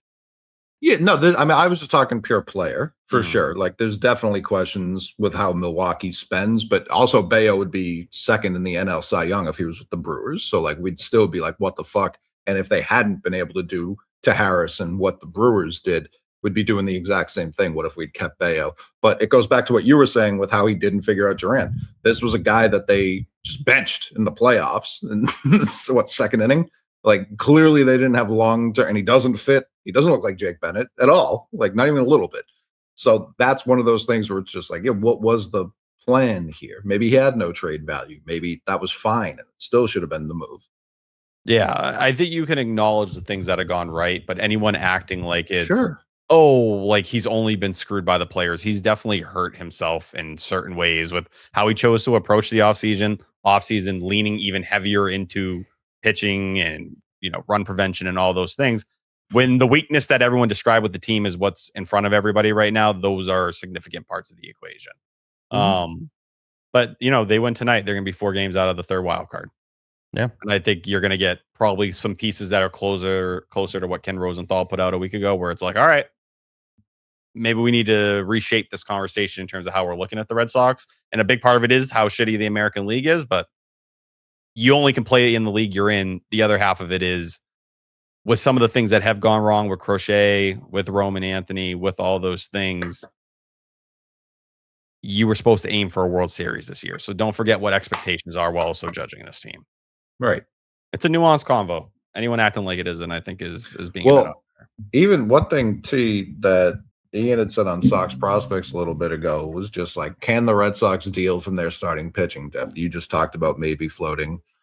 Bennett, obviously, early had come up for certain people as like a guy to potentially float. It's like if they were to fire Craig, I think we can all agree, whether or not it's the same guy every time or not, like he's built the best pitching pipeline in our lifetimes by far. We were always shocked when someone came up and like didn't suck forever. So if you are planning on firing him at all, like, does that equate into if you're moving any of these pitchers or like, I don't know. It's something I've been thinking about a lot recently where it's like, I don't want him running the show, but I also want to keep the pitching pipeline how it is. Yeah, it's tough. It's really tough because it feels like with the infrastructure he's built and the hires he's made, as long as those stay in place, you should be good. But I don't know what it would look like if they blew everything out. I don't know how far that would go into the organization. You're not going to fire every coach or your new director of pitching or any of those things either. No, but if the next guy has a different philosophy, he's not going to want those guys either. You know what I mean? Like it's just a very strange situation to be in where it's like you'd be perfect if your only job. It's almost like we need an offensive GM to work with him. He's like the pitching GM. We need an offense GM. 100%. Yeah. To lose that would be tough. Yeah, it's like I think that there's been that wide statement of just like, oh, Craig sucks, like Craig's the worst. It's like he's not. He's clearly not the worst. Like you look at the mixed bag rotation, the arms he's got, and then it's like, yeah, these are guys that you can actually see here for a long time. He just needs to stay on that side. You do that, get somebody that can actually put a lineup together. I feel good about the Red Sox. Right. Does Jake Bennett's emergence make you feel any better at all about Kyle Harrison becoming what he's become in Milwaukee? You had them both. They were both on the team. Yeah, I get really mad about Kyle Harrison about last year and like a lot of the mistakes that followed there. Yeah. Yeah, I don't like when their system doesn't work immediately, they just jettison a guy. I don't like that. That's not, to me, a system. Like, that's a failure to communicate, which he's obviously talked about having. But I don't know, man. Like, Bailey was his guy out in San Francisco. And then you trade for him. And then you immediately, he pitches for you in the majors and it goes well. And then you're like, this guy just fucking doesn't get it. Send him to Milwaukee. It makes it easier to have Jake Bennett here and see an arm that's doing what he's doing. I think for Kyle Harrison, for him to kind of point to the Red Sox and say like, oh, they're letting me be me. They're letting me kind of be what I need to be to get to that point. The way you touted him when he got here, you thought so highly of him that you didn't let him really be himself. And it ended up not working out for anyone. And you made dumb moves last season because you were unable to get that to click. That's problematic. I also think that if they even thought there was a 30% chance of him becoming this, he's never in the Caleb Durbin trade. Agreed. I think the they Anthony were down Siegler on the trade. player. Yes, I think they were down on the player. They were down on how it worked behind the scenes. They were down on the whole package. Like only Jose Bayo's here. That's it. Shout him out. Because once again, it was a deal about simply getting money off the books and getting Devers out of here. They did not care about what the return was going to be, because if you did, as we know, Craig was trying to get more, and John Henry said, you know what? This is what it's going to be. Which is fair of Craig. Craig did fight for more. That should be always noted. Our friends at Kalshi, the American League Cy Young, Bennett. I mean, now that Cam Schlittler has come crashing back down to earth. I mean, he's just not good. He was the favorite to win the American League Cy Young. He still is. Okay. But not by much. Not by much. Cam Schlittler is 38% on Kalshi right now for the American League Cy Young Award. Dylan Cease up his ass at 35. Yeah. Interesting. Drew Imagine if he was up his Rasmussen, ass. That'd be a story. Well, he's just, up his ass. Yeah. Wow, what a play by Home Run Derby right there. Cam Schlittler, 38%, Dylan Cease, 35%, Drew Rasmussen at 11%, Logan Gilbert at 6%. And then right there is Sonny. our very own at 5%, should be all-star Sonny Gray. Before we start talking about all that, I did want to say, I didn't like how much people were putting down Ranger Suarez in favor of Sonny. I didn't love it. Granted, that was inevitable, right? When the guy gets selected that you thought shouldn't have got selected for the other dude that's in the same clubhouse, but that still wasn't fair. No. I didn't Anyone else. I love McAdam. I think it wasn't maybe the right thing to ask Suarez. Should Sonny Gray be going? Like, were you a little surprised to not see Sonny? I'm like, that's not really for him to answer, because that kind of implies, are you surprised that you're going instead of him? Yeah. I think Sonny will still go. Same thing with Wilson Contreras. But yeah, I mean, like Vladdy got voted in as the starter because Blue Jays fans the whole ass country and whatever. But he's like, I'm not going. Like, I don't deserve to be there. So Wilson will end up getting it. So I think when I was younger, I definitely cared more about this stuff. But after seeing the system evolve and how this stuff plays out and the behavior of big league ball players, like, it used to matter more to guys, and the game used to matter because it determined home field advantage, like when I was growing up. But now it's like, all right, yeah, like Aroldis Chapman's an all-star and Ranger Suarez is an all-star. And like, oh, Sonny Gray didn't make it and Wilson Contreras didn't make it. Wait a few fucking days and they'll make it. Like, why aren't you tweeting about Sonny Gray not making the team and Wilson Contreras? Like, we got to have their backs. They're going to end up making that. Like, so many people are going to drop out because they don't want to be there or have an injury or whatever. They'll both make it. So Vladdy's already out at first base. It's like, what's the next answer? It's like, it cannot be more simple. That's a good point. That's a good point. Yeah, I like that point too. Yeah. I'm sorry. I was looking at the game. No, I think on the American League with Michael Wacha making the team didn't make much sense to me. There's nothing he's done better than Sonny Gray, except maybe make a couple more starts. But ERA or anything underneath the hood is not good. So, or not comparable to Sonny Gray. And if Dylan Cease can make the team with essentially the same workload that Gray had, both had an IL stint, I don't know what the difference between those two would be. And the Royals have a representative in Bobby Witt. It's also unfortunate to say this, but there's a damn good chance that Sonny Gray replaces Ranger Suarez after what happened in the series finale. So it's like, yeah, that's a good point. Maybe that's Ranger being like, all right, let me just fake something here, get a longer break, and actually get the guy in that everybody else wanted in because nobody wanted me to make it. But that was a little surprising. I think just as a fan base, when you see a guy from your own team that gets the nod and it makes you go, oh, okay, I guess. Like, that's what I was with Ranger Suarez. Like, yeah, sure, put him in the All-Star game. Why not? I love Ron Hare, but just comparing the stats, it's really incomparable. And I did love the tweet tee of like tweets from 2016. Talk about pitcher wins. I remember when we started this show, I used to bring up pitcher wins all the time, and Jared hated it. And I have since grown up as a fan, and I don't really look at the record anymore. But 10-1 is something. And I do love the stat when it comes to what's up. Aren't they 12-4 in games that he's? I was just going to get to, but I'm saying his record's 10-1. But yeah, I do love the stat of like, what's your team's record? Yeah, when you're pitching 12-4 when he's on the bump, which is incredible. 11 quality starts, 7 in a row. Is that gone? Yep. Why the fuck are you guys? Who hit it to? Zach Neto, future Red Sox. Huh. How are you guys that far ahead of me right now? What the fuck? You haven't even thrown the ball yet. He just hit home plate for me. Oh, is that gone? No way. I will say we've done a great job of not referencing a live game, which is really difficult for 4 people that are watching a live game.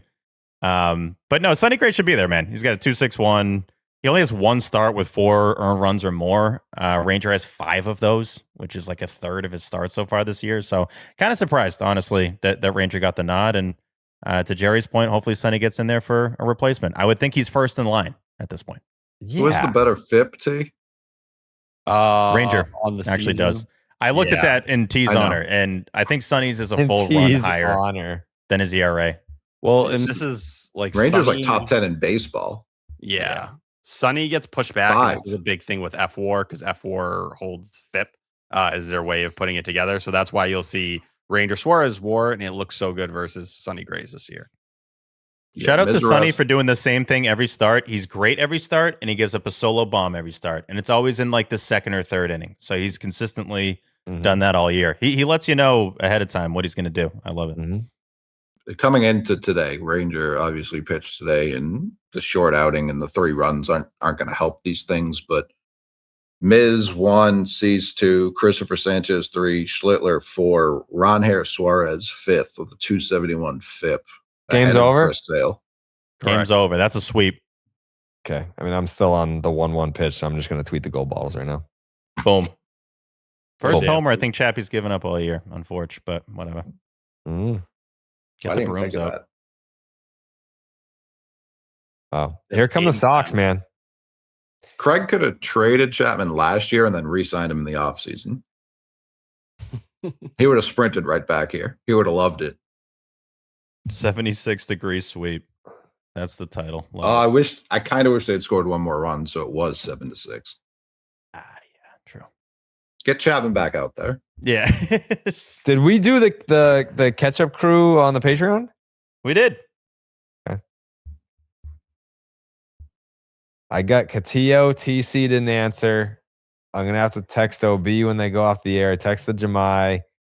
You think Lenny's awake? Oh, Lenny's awake. It's 12:34. It's everyone's He just favorite gets time of started. the day. Is Lenny at the studio? Are they going to do a post game for this? It was I think it was Pellerin and Jim Rice. I don't know if Lenny's awake. Well, shoot him a text. I'm texting him. We might have like the least participated in Ketchup of all time. Like these guys. It's the league's fault. Definitely. Get Manfred on the horn. Have him vote. Has he watched one Red Sox game all year? Probably not. Who? Does Manfred? he watch games? That may be a dumb question. You think Manfred like sits down and watches has ball to. games? I guess, but like, why do I feel like he doesn't seem like a guy that's watching a lot of baseball? Maybe that's a dumb thing to say. Commissioner should have to watch a game a day. Like any Yeah. game. Like it doesn't have to be the same team. Obviously, like just a game a day. A full 9. You just like it can be different Yeah. games. You just got to get 9. It's got to be a 9-on-9 game, right? Definitely 9-on-9 Okay. for sure. Like Goodell, I think Goodell has to watch the like 1 per time slot. He Mm. needs to watch a 1 o'clock, a 4 o'clock, the Sunday night, Monday night. Who do you think Thursday, he Manfred's doesn't have to watch favorite team Thursday. is? I do think the commissioner has to like log it too. Like you got to log your hours in some kind of like a Yeah. sheet. Like, okay, I had 2 innings of the Cardinals, Cubs. I actually got 3 of Red Sox, Angels. Like that's. Am Gotta I check making it it up? Or did Selig just used to be at a bunch of games? I feel like was they at a used to lot of cut to games. him all the time. Didn't he used to be an owner of the Brewers? Yeah, he was. Well, because the league was right, so he was just part of that. I guess. I did. You're right though, Coley, and you don't forget Selig's face. It was very specific. No. When they'd cut to him, I saw no other face but his face. I'm like, that is Bud Selig right there, and he's watching some ball. A droopy hound dog, like just Yeah. every time, like face just melting off his bones. 100%. It always kind of looked like his last day. Have we seen Manfred at a game? Not unless he's handing out the piece of metal. I was gonna say world base. He's still there. He's still meeting with all. He'll of be them. at the last game, and he's like, "This is so stupid. I gotta hand out this medal." Yeah. What a bad sport. Yeah, we should. I hate these this guys league. anything. This league sucks, dude. God, why aren't we football? 5 Oh on my 5 God. hoops. Shoot it. What are you morons? Shoot it. Way cooler trophy than a hunk of metal. I love the bait. Like there are obviously better trophies, but I do love the commissioner's trophy. Like there's something think it's about all the underrated. pennants. Yeah, it's very There's hoistable. so many flags. Yeah, it's just Yeah. like, and it looked my favorite photo ever with that Was it? It's Napoli, right? In 13, where he kind of wears it as a crown almost, and it's just you got Fenway behind it, and there's some smoke it is from like Napoli. fireworks. It's a great pick. It's an underrated trophy. People shit on the commissioner's trophy. It's a good one. Yeah. Yeah, exactly. Anytime I see Jerry, I'm like, oh, there we go. It's a beautiful trophy times 4. It's funny. We were just talking about it. Didn't look at you once. Didn't even consider. It couldn't be more behind his head. And we're like, I don't know, man. Almost too many of them. That's why It did annoy me a little. In. At first, Jerry had 3, and I was like, we got to get the 4th in there. We got to. Yeah. Well, I didn't want to make it about the Sox. You know what I mean? But It was just about the trophy. it was just about the trophy. Mm. It's a good trophy. But now but now there's 4. Yeah. Like if You've all come those a long pennants, way. if they were all the same size, because wasn't it the green screen, Jerry? Didn't you have that as a green screen? And now I you actually did. have 4 trophies. Yeah. Yeah, I did have that as a green screen. Yeah. I still have that exact green screen is up here somewhere. But yeah, now I got the real trophies. You know? We did green screen backgrounds for a minute. I remember mine was I think Inside inside the the Green Monster. Yeah. And then yeah. you had a hell of a program. You had a I used to put ball boobs on mine strike. before we went to Oh yeah, people saw like the pre-recording backgrounds. Man, that Yeah. was something going on there. Yeah, I used to just get a big pair of boobs and just sit right in between them. Yeah. The ball strike, I just got rid of that. That made it to this house, but I was like, I'm not gonna hang this up. I think it still has like tape around it from when I moved from New York. Like it went to fucking Saugus. Actually, no, I might have used it in Saugus. I think I did use it in Saugus. But then it made it to Boston. I didn't use it there. Made it to Linfield. I didn't use it there. No, it was here. But then I was like, this might be the final stop. Yeah. Piece of history. I tried to give it to you. Me? Yeah. I said no. Yeah. When did I say no? I feel like that's something I would have said yes. I don't know if I had space for it. It's pretty big, isn't it? It would probably fit over like that rock wall behind you.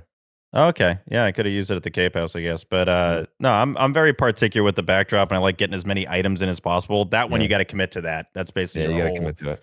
Your whole thing. I think it's like, is it a Home Goods thing? Because I saw it behind someone else. I'm like, no, that's Jared's backdrop. That shouldn't be your backdrop.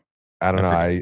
I don't know. It was a piece of history, but now it's who's the dude with the white hair? He's good. He's a former like Gandalf. GM or something.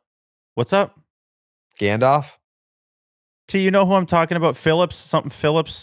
Gandalf. Steve Phillips. Steve Phillips. Yeah. Steve Phillips. Yeah, I think AKA Gandalf the Grey.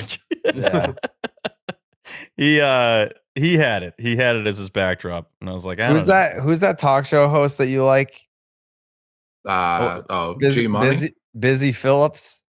Busy Phillips. Yeah, I love Busy Phillips. Oh my god, Busy Phillips. How the hell do you end up being named Busy Phillips? Like that can't be a name. I don't know, but Come that's on. a name. I know. Yep. Sheesh. Red Sox Sweep. Some texts are starting to trickle in. We got Lenny. Lenny's awake. They whooshing? He's whooshing. Hey, it's Tyler Milliken from the Section 10 podcast. I spend a ridiculous amount of time looking at numbers, exit velo, launch angle, chase rate. Hell, I was bothering poor Jared today over and over again, begging for arm angles on different players. It's extremely annoying. But I can sit there.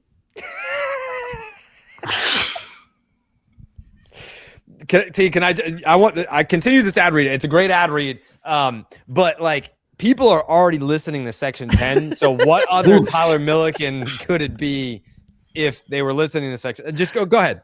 A lot of people don't realize the dangers of doppelgangers out there. Everybody has one. They are out there lurking, waiting for their moment to jump in. So I'm just letting you know, it's me. It's T-Dog. I'm right here. But as we all know, I can sit here and talk through what a hitter should do in a 2-1 count for 20 minutes. When it came to me losing weight, different story. I had the data. I had good intentions. I just didn't have a plan I could actually follow. That's why I started Awaken 180. I met with Skylar, shout her out. She's heard the reads now. She's a big fan. But I met with her at the Seekonk location, and it felt a little like having a hitting coach. Somebody saying, here's the approach. Here's what we're changing. Don't guess. Stay with it. Just a month in, I'm already down 20 pounds. My knees and joints feel better. I'm back in the gym without the same aches, and I'm down a full pant size, yes, in just a month. The Awaken 180 app, awesome. Everything laid out with the click of a button.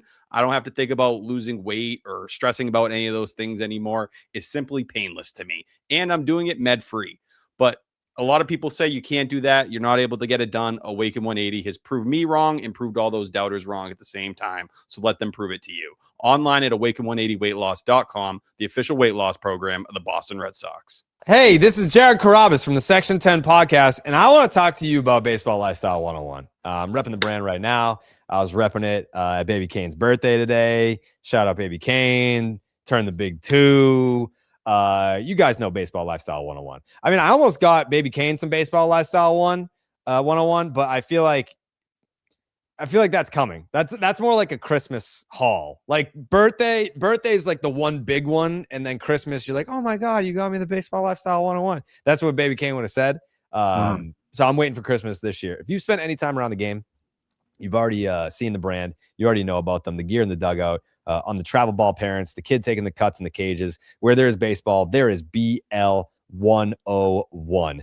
They've been serving over 500,000 customers. They are stocked nationwide at Dick's Sporting Goods and Academy Sports. And here's why we partner with them. They make the gear for the exact people listening right now. That's you guys. They've got the tees, the hoodies, the hats, everything that you'll wear off the field, plus a premium pro series for the serious player. Like I said, I'm wearing it right now. I've been wearing it. I feel like it's been a while since I've done a show. Steven? I will say, went to multiple Cape League games this weekend. Baseball Lifestyle 101 merch. Everywhere. All over the place. Everywhere. Baseball Lifestyle offers youth through adult. Is youth probably doesn't cover 2-year-olds then, right? Yeah, probably not. They're youth. Does that youth? When does youth start? Yeah, when does youth start? I don't know. 5? Mine are as big as most 6-year-olds. True. So there's probably no Baby Kane merch right now. No, they don't have his face on it yet, but they will. Is that a toddler? Yeah. Baseball Lifestyle offers youth through adult, the whole baseball family.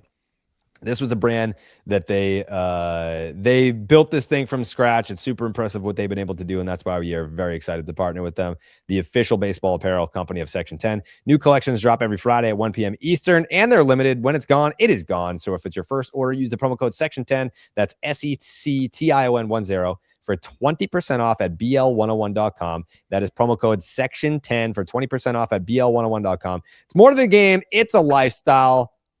Go get yours. I mean, OB better be awake. I think Will Middlebrooks is probably asleep right now, looks like. Wow. TC. Brooksy? Yeah, this might be a light Ketchup. What was Busy Phillips in? I don't know. She got a chin on her. That's a chin and a half. Let's see what we got here. Crimson? Was she like a show? She was in Mean Girls? Mean Girls 2024. Oh, that must be. It's the remake. Yeah, that doesn't count. that doesn't count. No. Busy Phillips. I love Busy Phillips. Red Sox win 8-1. Hell yeah! That Wilson Contreras home run. I mean, it was almost identical tonight to last night. Just 2 3-run piss rockets. You had Willier with the what was it, a 2-run double at the time? 2-run double. Yeah, because the hustle play by Cedon. And then Romy Gonzalez, who I believe Will Middlebrooks picked him to homer on Friday, ended up homering on Saturday instead. And then Cedon had the RBI double in the 8th to make it 8-1. It was kind of a blowout. But Sonny Gray, man, keeps on doing it. 6 innings, 4 hits, 1 earned, couple walks, 7 Ks, lowered the ERA to 2.61. They had a really cool shot in the dugout during the game of Sonny talking to Jake Bennett and Peyton Tolley. And I was like, this is what you need. This is what you want. Doesn't matter, righty, lefty. You can talk pitching, read swings. What were you thinking? Pitch usage, all that stuff. That's what I was hopeful for when they got Sonny, specifically him and Ranger with Bayo, being like, how can these guys who don't have necessarily overwhelming stuff, but in terms of velocity, how can they kind of help? And Bayo was like, I'm all set. Yeah. I don't recall any dugout shots of Bayo talking to any guys that could potentially help him out. No, Not a No, one. I can't picture Bayo ever happy in the dugout, honestly. they know. No. I don't like unless he's pitching. I don't remember a lot of times they've cut to him recently. When he was No. younger, they would.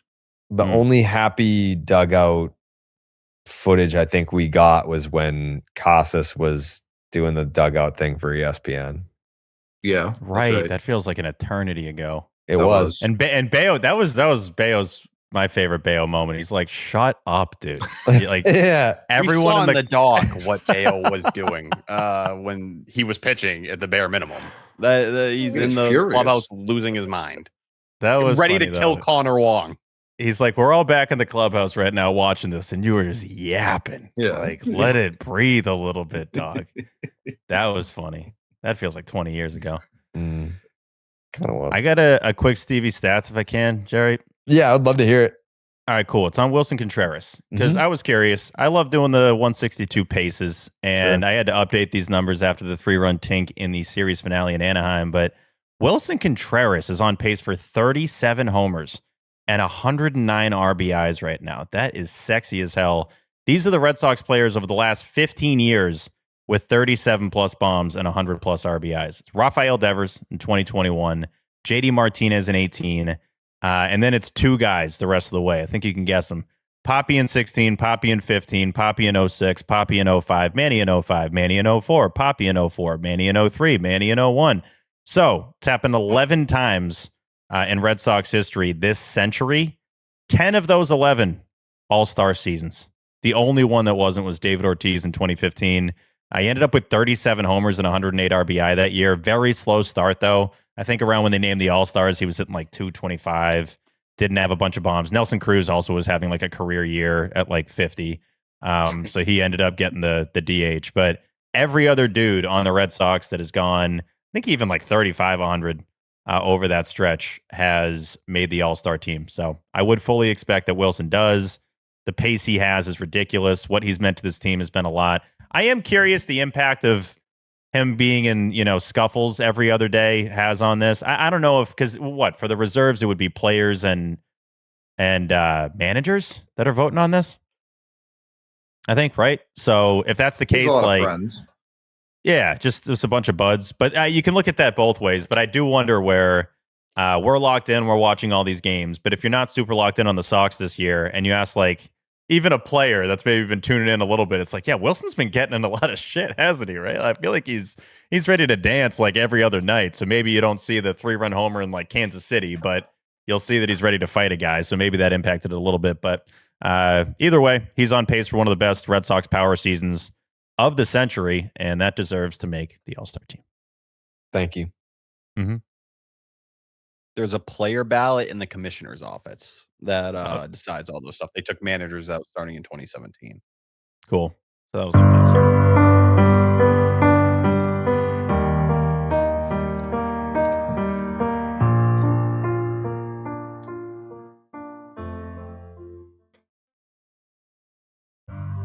Bennett's arm, I moan. Durbin blows, the haters groan. Chapman, he stands alone. He's steady Sonny.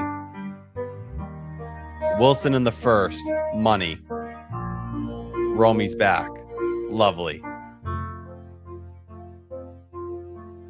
That's all I got. Improvise. Oh.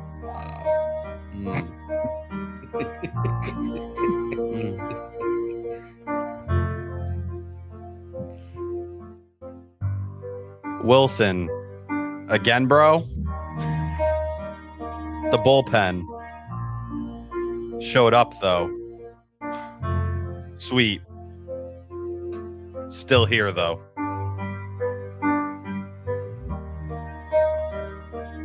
Sweep, suck my dick, ho. There we Can go. you do the last? Yeah. Can you rerun Yeah, the do it, last? yeah. Super Sweet. Yeah. Nintendo. Suck my dick. Wait, from the can we do it from the top? Too? Yeah, from the Just top, The last one. Gargling Cox. Red Sox. Wilson, again, bro. Bullpen. Ranger hurt. That bullpen, though. Suck my dick, ho. What was the last line? I forgot the last line. Yep, that's it. That's it. Sweep. Sweet. Suck my dick, ho. Angels. Yeah. Guts rearranged though. Could we get through it clean, T? Just the third time's a charm. Last time.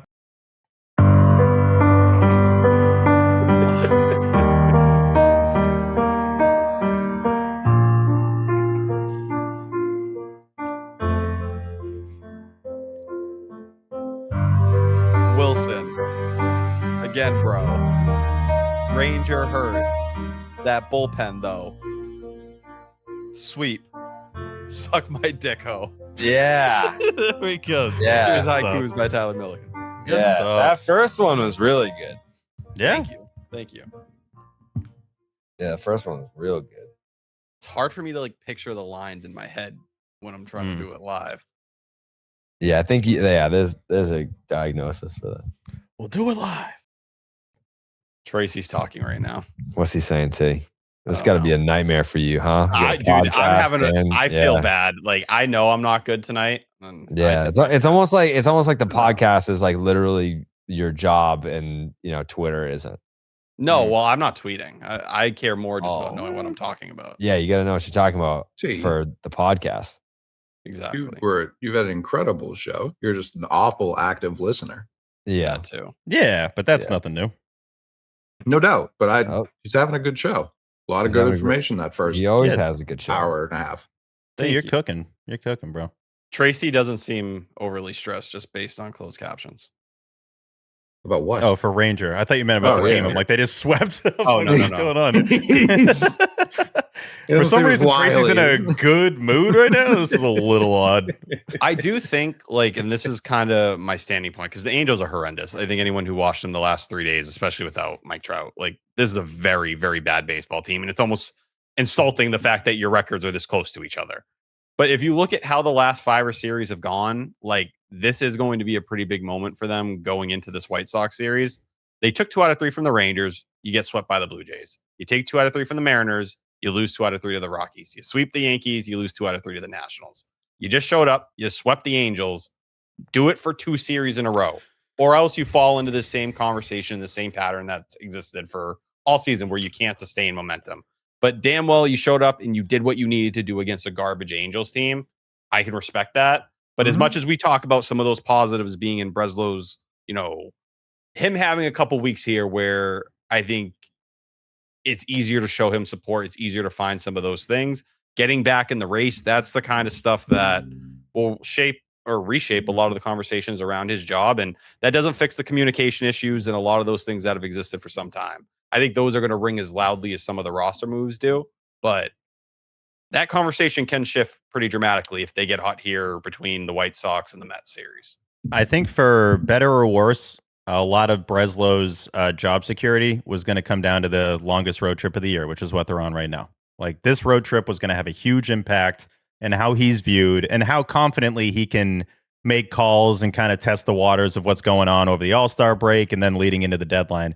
The whole time we've been talking about the Sox, obviously it's been a very disappointing season, but it's really come down to how many teams they have to jump in the wild card standings. And a lot of people have given up, and I get that. That's fine. But even like 10 days ago, you had to jump everybody. Yeah, you were literally the worst team in the American League and had to jump 9 teams. You now have to jump 6 teams. So that number can change. I mean, even the 3 teams ahead of them right now are the A's, Orioles, and Blue Jays. They're all within 1 game of the Red Sox. So it's going on a hot streak. It's including some sweeps. It's winning series. It's winning 8 out of 10, 9 out of 10. And then before you know it, you might actually be like a game or 2 out. Now, to the crowd that wants to say it doesn't matter, that shouldn't dictate, what the team does, considering how bad the league is, fine. But we're 162 guys, girls, and gays, and we're going to follow this team as closely as possible for the whole season. This was probably inevitable that we're going to have a stretch like this. You got to beat the bad teams. Looking at the White Sox, they're normally a bad team. Obviously, a better season this year than expected. They're normally bad. But yeah, this Especially is at home. one of the best teams they've had in some time. So that's not going to be an easy series. Maybe but ever. Then you get the Metropolitans after that, and maybe you could feel decent about yourself at the break. Yeah, the Mets That's where suck. the Rockies series is so fucking annoying. It's Like, insanely annoying. You should be 2 out right now. Well, it's not even like where they'd be. They would be streaking. You know what I mean? Yeah. That that stretch you're talking about would have happened, dropping those games to, at the time, you guys were both the least amount of wins in baseball between those two teams. Like, you can't drop 2 out of 3 of those in the most hitter friendly environment in all of baseball. Like, that was really fucking frustrating. Jared? Obviously I want the Red Sox to win. I want them to make the playoffs, win the World Series, all that stuff.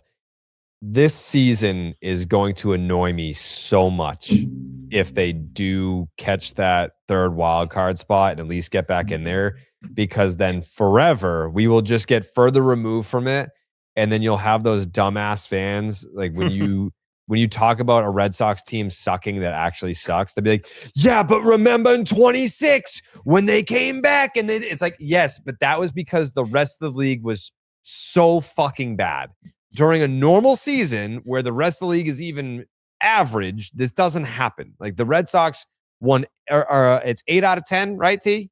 Yeah, 8 out They've of 10. won 8 out of 10 to get back into it because the rest of the league is fucking hot garbage.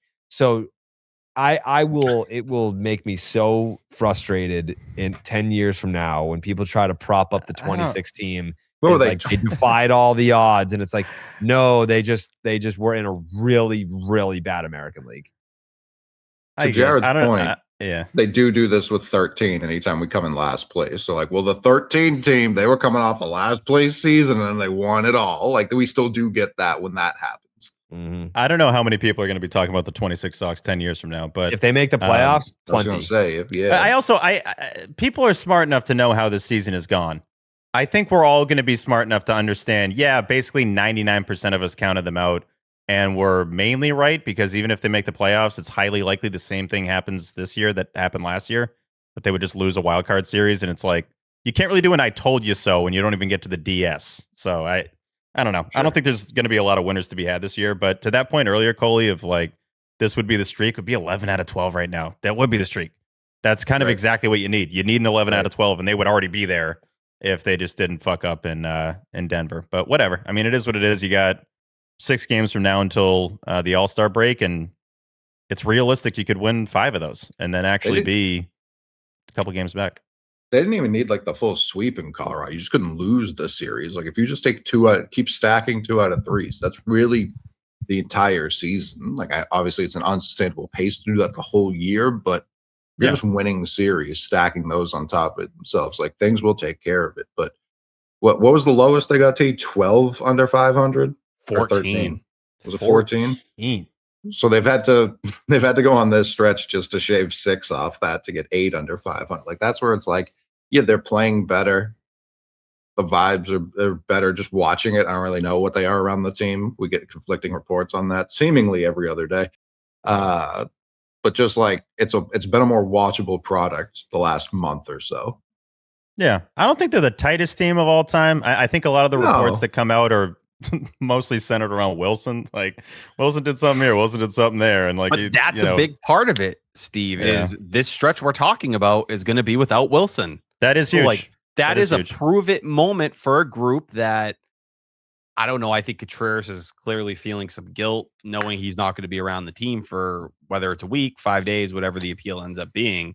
I think that's going to be a huge prove it moment for them, because if they can show up, he's not going to be a part of it for a week. If they go back in the hole and they drop 4 out of 5 or whatever it ends up being, and they're right back to where they started, there's no more room for them to figure it out. At that point, you're at the All-Star break and you're going to come back and you're going to say, all right, well, we need a plan. Like, we need to know what we're doing here, and we're closer to selling than we are having to buy.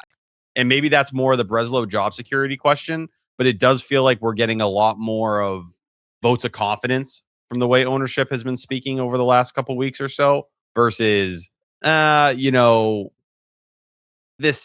is what it is. The real negative version we heard of Sam Kennedy on EEI 3 weeks ago. It felt like this last interview on EEI was closer to positive than it was the other way. Jared. So they finished May in Cleveland.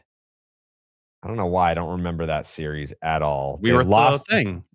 Huh? Yeah, we were at the bar. Urban Wild. Oh, okay. So Urban Wild turned the season around. They lost the first game. And then so they won the next 2, 9-1 and 9-4. So that's Saturday. Urban Wild was the Sunday, but that's Saturday, May 30th. Since that game, they are 17-15. Okay.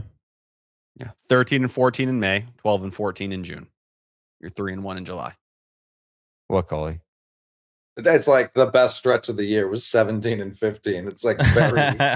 I did expect the number to be I was better. expecting a better record the way you were building up the stat. I know.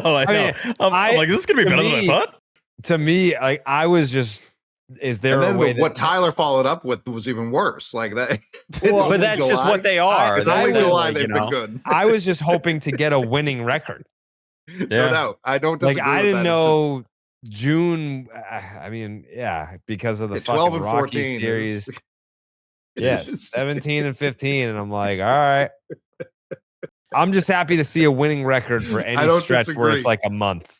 I don't Yeah. disagree. It was just the way it was built up. I was expecting like they've been 24-8, and it's just not what happened. No, it was but- like the stat earlier where what did you have like a handful of weeks ago? I think you were saying like where they ranked in like OPS in May or something like that.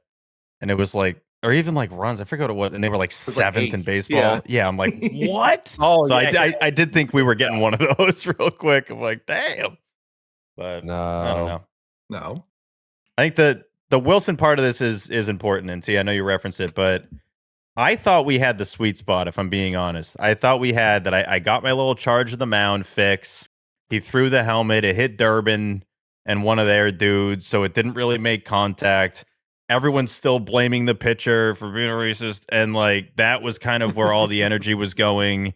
And then I see 7 games, and it just took the wind out of my sails because it's like, no, man. And I do get the social media part of it because I had tweeted out like, how the hell is this 7? I didn't factor in the social media policy.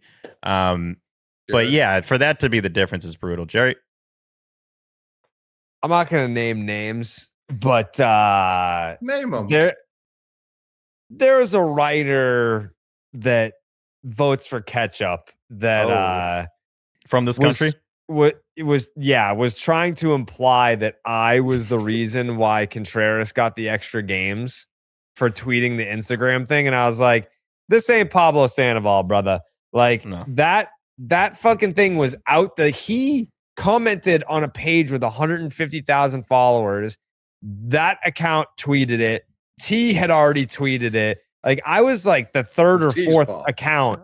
There's to also tweet it. guys on this team that have had other moments that went viral that became big news stories that also blame me, for tweeting them out as the reason. Like, I'm sorry. If you think we're the accounts that are getting straight to the commissioner's office, if it's on the internet, it's over, man. If it's on TV, it's over. Like, Well, I the hate to Pablo tell you. Sandoval one is absolutely me. Well, that's a different that was version of the 10 things we're years ago. talking about right I'm now. talking about the Wilson Contreras like getting extra games for being on social media. Like I was not breaking that. I was commenting on it as a story that everyone was already talking about. Yeah, I was speaking more to how do I want to frame it? I guess it really doesn't matter. The Durant stuff in Minnesota.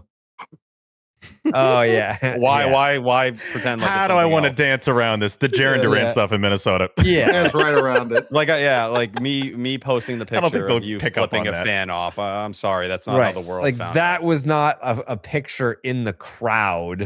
It was on Nesson.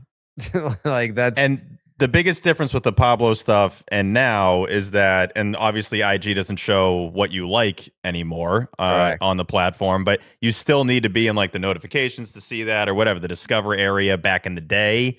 You had to do a little research to see that.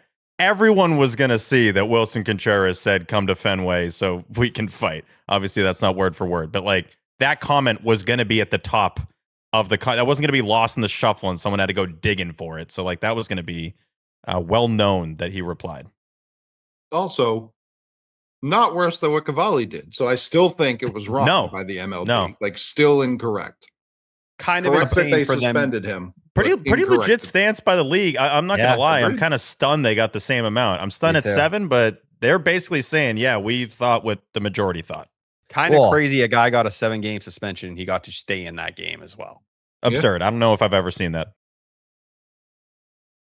Yeah, I can't think of an example, but I mean, after seeing like the John Boy breakdown, I'm like 7 might not have been enough. The Jimmy brought it to a whole nother level. That one of his finer breakdowns, but once I got to the end of it, I'm like, oh wow, I already didn't like this guy. This guy blows even more now. Jeez, not great. Who's his college teammate, T? Where'd he go? Hold on. Let's find out. He has been Arnold losing guy? sleep. He has been losing sleep though, so we do need to factor that in. Oh yeah, dude's there's exhausted. there's one kid from DC who might have watched. Yeah. Oklahoma. Who'd he play with, T? I don't know why. I'm just joking. Oh, okay. I was like, am I missing something? No. Isn't it also silly though? I mean, he misses one start, so it's It's I way always think different. that's Like stupid. pitchers really do. Like they should be doing more shit. Oh yeah, they should be To miss plunking a one lot start. more guys on purpose. Yeah. We are getting a voice submission from Will Fleming, Lou Merlone, and Will Middlebrooks. Ooh. Nice. Okay. So I want to say the only person that we haven't heard from is TC. We got Will, Lou, Ketchup Crew, Middlebrooks, Donardo, Jamai, OB, and Catillo. Yeah, okay. All right. We filled the whole thing out except for TC. He's going to be pissed, I think. He's going to be pissed that he missed this Ketchup. Turn the I ketchup think machine on. this might be the first time that TC's missed Ketchup. He hasn't missed it yet. I agree. Yeah, it's still not in. Is he Well, on yeah. television. No, I think he's on vacay. Holiday You weekend. text Pellerin? I did not text Pellerin. Should I? You're looking for someone to step into the shoes. Kind of perfect. You can always ask Jim Rice next to him. Can we get, if we're going APs, can we go Alan Peralt? Mm. I know he's got takes. He's definitely sleeping right now, but he would love to give one. What was AP up to today? We went to the Harwich Chatham game, the Cape League game. That was a blast. Oh. And what else did we do? It was a fun day. We watched a little World Cup. To get Alan Peralt to watch soccer is like borderline impossible because he always makes fun of how every game is 0-0. But this one, the Mexico-England game, was not that. So, yeah, we had a good day. Jeez. Big sports day for the Peralts. Oh, they love sports. They're a big sports family, Oh, my which I do God. appreciate. Is Joan Peralta a tennis woman? I think his headphones are on. Yeah, maybe. Not really. I think I heard that right. Did you say a tennis woman? Yeah, does she like tennis? Okay. I was like, there's no way I got that correctly. No, you got it right. Tennis? Not really. No, Joan Peralt's always been like a sports tolerator. I mean, she definitely likes the Red Sox because the McDonoughs, shout out to her side of the family. No, just she grew up a McDonough. That was her last name. But they would have last name in Massachusetts. Yeah. They would have the socks on pretty frequently. And because my grandfather on my dad's side was the AD at Holy Cross, so he was really tied in. And that's when Holy Cross was like Holy Cross. You know what I mean? Right. That's when it was like a pretty big deal. So yeah, they definitely got to meet a lot of people that were affiliated with the Sox. So yeah, she cares about the Sox. Not really tennis though. I did watch a little. Yeah, Coley's right. This is a big sports day, man. I was watching Djokovic. Did you do coke? Wimbledon. What's up? Yeah, did a couple lines. Yeah. Did some lines. Watched the Joker. Watched World Cup. Watched some Cape League. It was great, dude. Had a cookie dough blizzard today. That's great. Actually part of my closing thoughts. So yeah, big day. I did see you in the Discord with the DQ. Cocaine. Yeah, that was my second of 3 trips. I was gonna say weekend. It's the Cape. It's the 4. Yeah, whatever. One murder. The diet didn't really apply to this weekend. I gotta basically eat nothing from now until all season. I watched Fatso here eat a fucking 6 hour old cinnamon roll that he put in the microwave today. I don't want to hear you shaming other people for blizzards. And I had chocolate cake. My Auntie Carol made chocolate cake for I almost said Easter, the 4th of July. Yeesh. And she's the stereotypical like, take some home. And I'm like, all right, yeah, I'll take some home. She gave you saw Matilda, the chocolate cake from Matilda. The teenage witch? That's Sabrina. T. You sure? Super sure. Can you guys run the numbers again? Bet I'm my pretty life sure on it's it. She was like an Matilda. adolescent witch, kind of. Yeah. So she was like, "Oh, take some steak tips home. Take some cake home." I was like, "All right, I'll take some cake home." I like took the cake home, not some cake. Mm. So yeah, I Mhm. mean, it's like I got to put a dent in this. And Doesn't it always kind of end up that way? I feel like anytime like an auntie makes a cake, it's the biggest cake you've ever seen, and people She's end my up having, like, a third of godmother. it. What are She's you my gonna do? You got to eat the whole godmother. thing. Come Yeah. on. Yeah. Well, you're not fat. You could use the cake. Dude, and you know what? Like, Train don't give a fuck, man. Like, she'll be like, get your own fucking cake. So, like, it was nice. Like, I felt like I was in a spa. So, I was, sitting in the chair. She's like, can I get you a drink? Can I get you this? Can I get you that? And I was like, you know what? Normally I'd be like, no, I'm all set. But I'm like, yeah, I'll have some cake. I'll have some. So, yeah, it'd be nice. It was a nice little change of pace. So yeah, needless to say, I wasn't on like a strict diet this weekend, Steve. No, if you're on a diet on July 4th weekend, the No, 250, dude. you suck. Dude, I had lobster today. I had lobster and shrimp and Cinnabons. You're welcome. Well, you're also acting like the other days you're eating well. I feel like you've, for most of your life, been Like terrible, a fatty. terrible eater. Yeah, but you've just never gotten fat. You should be fat. I get like a little fluffy, but I don't get like fat. No, never happens. No. T, when fat was mentioned, you looked over your shoulder as if that was intended for you. That's Yeah, that you're was down, crazy brother. You're that you were down. It's choosing just that. it's a reactionary thing. You're down 20 plus, brother. We're out here. Who had the triple this year? Who started off with the triple in game one? Romy. Romy, right. You took your shirt off. I was like, I can see it, T. I'm going to be honest. Bad picture. Not a good picture. I had just eaten dinner too. Oh, okay. Well, look good. Thank you. We're getting there. Yeah, it's getting noticeable, T. Ranger's talking right now. He said he felt a big pinch in the groin area. I'll pinch your groin. He can still feel it. It says it came out. I don't know what that means. They-o. Oh no, he said no, the pitch. Said someone rubbed my groin and it came How do out. you speak in Spanish? How the fuck do you know what he's saying? It's translating. What's Or, translating? the closed captions, whatever. You're reading the The closed translator is speaking, and the closed captions are. There you go. posting that. That's the weird part. He isn't. It's Davison. What's up? Yeah, it's Davison. I think him and Martha went to the same high school. Okay. Oh yeah. Shout him out. Do you feel like Chappie's, I don't want to say this boring in the quotes, but T, aren't they always like the most obvious answers of all time? Like, yeah, I'm happy and this is cool. I'm like, I Horrendous bet he's post-game saying some interview. more stuff. No? Is that really all he's saying? Aroldis? Yeah, he's Yeah. a boring one, man. Right? He I says was all trying to the get right things. anything for a quote card after he sets the record for most reliever Ks ever. And I'm like, there's nothing there. He's I like, can't yeah, do that's anything pretty with this. sweet. He was, he was like, that was cool. I'm not putting that was cool on there. That doesn't really move the needle. He's not like allowed to be like have fun, which I think is fair. Yeah, I agree. Yeah. That's like his punishment is being in purgatory, like joy purgatory. Yeah. Seems it. Like no one wants him to see him having fun. Imagine if he's back on this team next year. I think he needs another 13 innings to get that money guaranteed for next year, 13 million, whatever it is. And he makes the All-Star team next year. That would match the amount of All-Star appearances he had with the Yankees. That'd be Well, crazy. he sucked with the Yankees. Sure. I wouldn't go that far. There were but He yeah. was some not that achievements good. in there. He didn't know about aiming. True. That is true. But if Aroldis Chapman's career comes to a finish, a conclusion, and he has as many Red Sox All-Star appearances as Yankees, that would be pretty crazy. That would be. It's on the table. Speaking of, I forgot this whole Angel series because Trout was out. Remember when we were trading for him like a month and a half ago? That was weird. Mm. Michael Felger. Hey, man, could still happen. Perry's out of a It's on job. the table. Anything's on the table. It's on the table.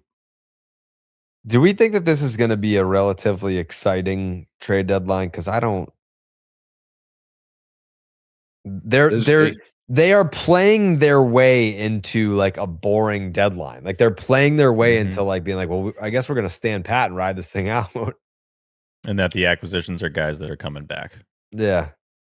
Yeah, we haven't heard anything on We had that huge heat up in like late May, and that was it. It just went quiet. And McAdam last week was like, all I've heard is selling on them. So I mean, if we're gonna give Craig his flowers, like a lot of his moves have been out of nowhere. Devers trade, there wasn't a lot of build up to that. Even like the Durbin trade, there was no build up to that I can remember. I don't like the Ranger signing kind of came out of nowhere. The Contreras trade like was one of those things that was like people were pointing to, but it wasn't like, oh, it's close. It just happened. It wasn't rumored. It was like the Red Sox should do this. Right. You're right. This exactly. was a good fit for them. And then Craig was like, great point. Yeah, hot damn. great article, Tyler. Yeah, Right. I'm about to cop that. And crunch the numbers, and the folks are right. And I still got Heim on the phone from the last deal, so let's keep it rolling. At the Durbin time, we all thought it was Paredes. I think we thought it was almost a done deal if it was going to happen. Correct. Yeah, Paredes was close. Fucking Ketel Marte, it was like everyone be on standby to record because this one's getting done tonight. I do wonder, it's going to depend on Roman. Like if Roman has, let's call it a week from now or 10 days from now, we start the progression and it looks like All-Star break. I do wonder if they start attacking the outfield crunch and say like, what are we going to do here? And maybe they make a move that shakes things up, that kind of rejuvenates just whatever the vibe has been wherever they're at. And that might be hard at that point in time if things are going well.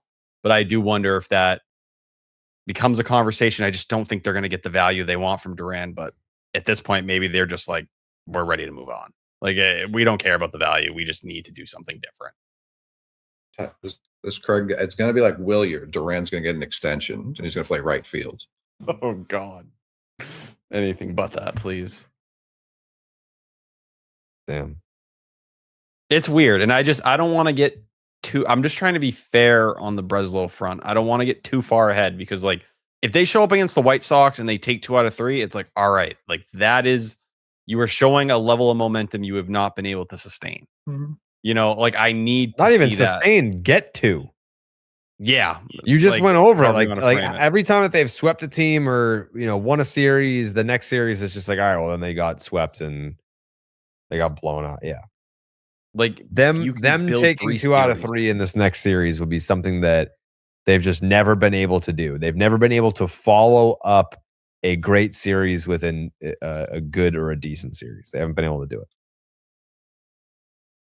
Trying to think in my head, back-to-back series wins. Right? When was the last time we had that? Right? I know you had it at the beginning of April, but was that really the maybe no? Because we referenced the beginning of April when it happened. Yeah, they didn't win back-to-back series once in June. Yeah, I still think you got to go all the way back to that first series at home. It was what? It was Brewers and Cardinals back-to-back, right? Sounds right. Sounds right. Yeah. I still think that's the last time they won back-to-back series. Hell yeah. I guess the Rays could be a little different because they could split that. That's not winning a series, though. Yeah. But it would just not be, you wouldn't lose back-to-back series. As sad as that sounds. Maybe Caminero stops hitting home runs by then. Likely not, though. No. Yeah.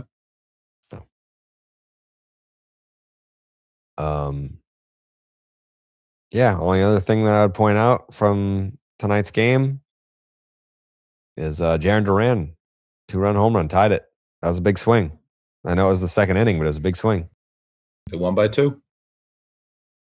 They need 2025 July Jarren Duran. Go nuts. You know what I need? What do you need?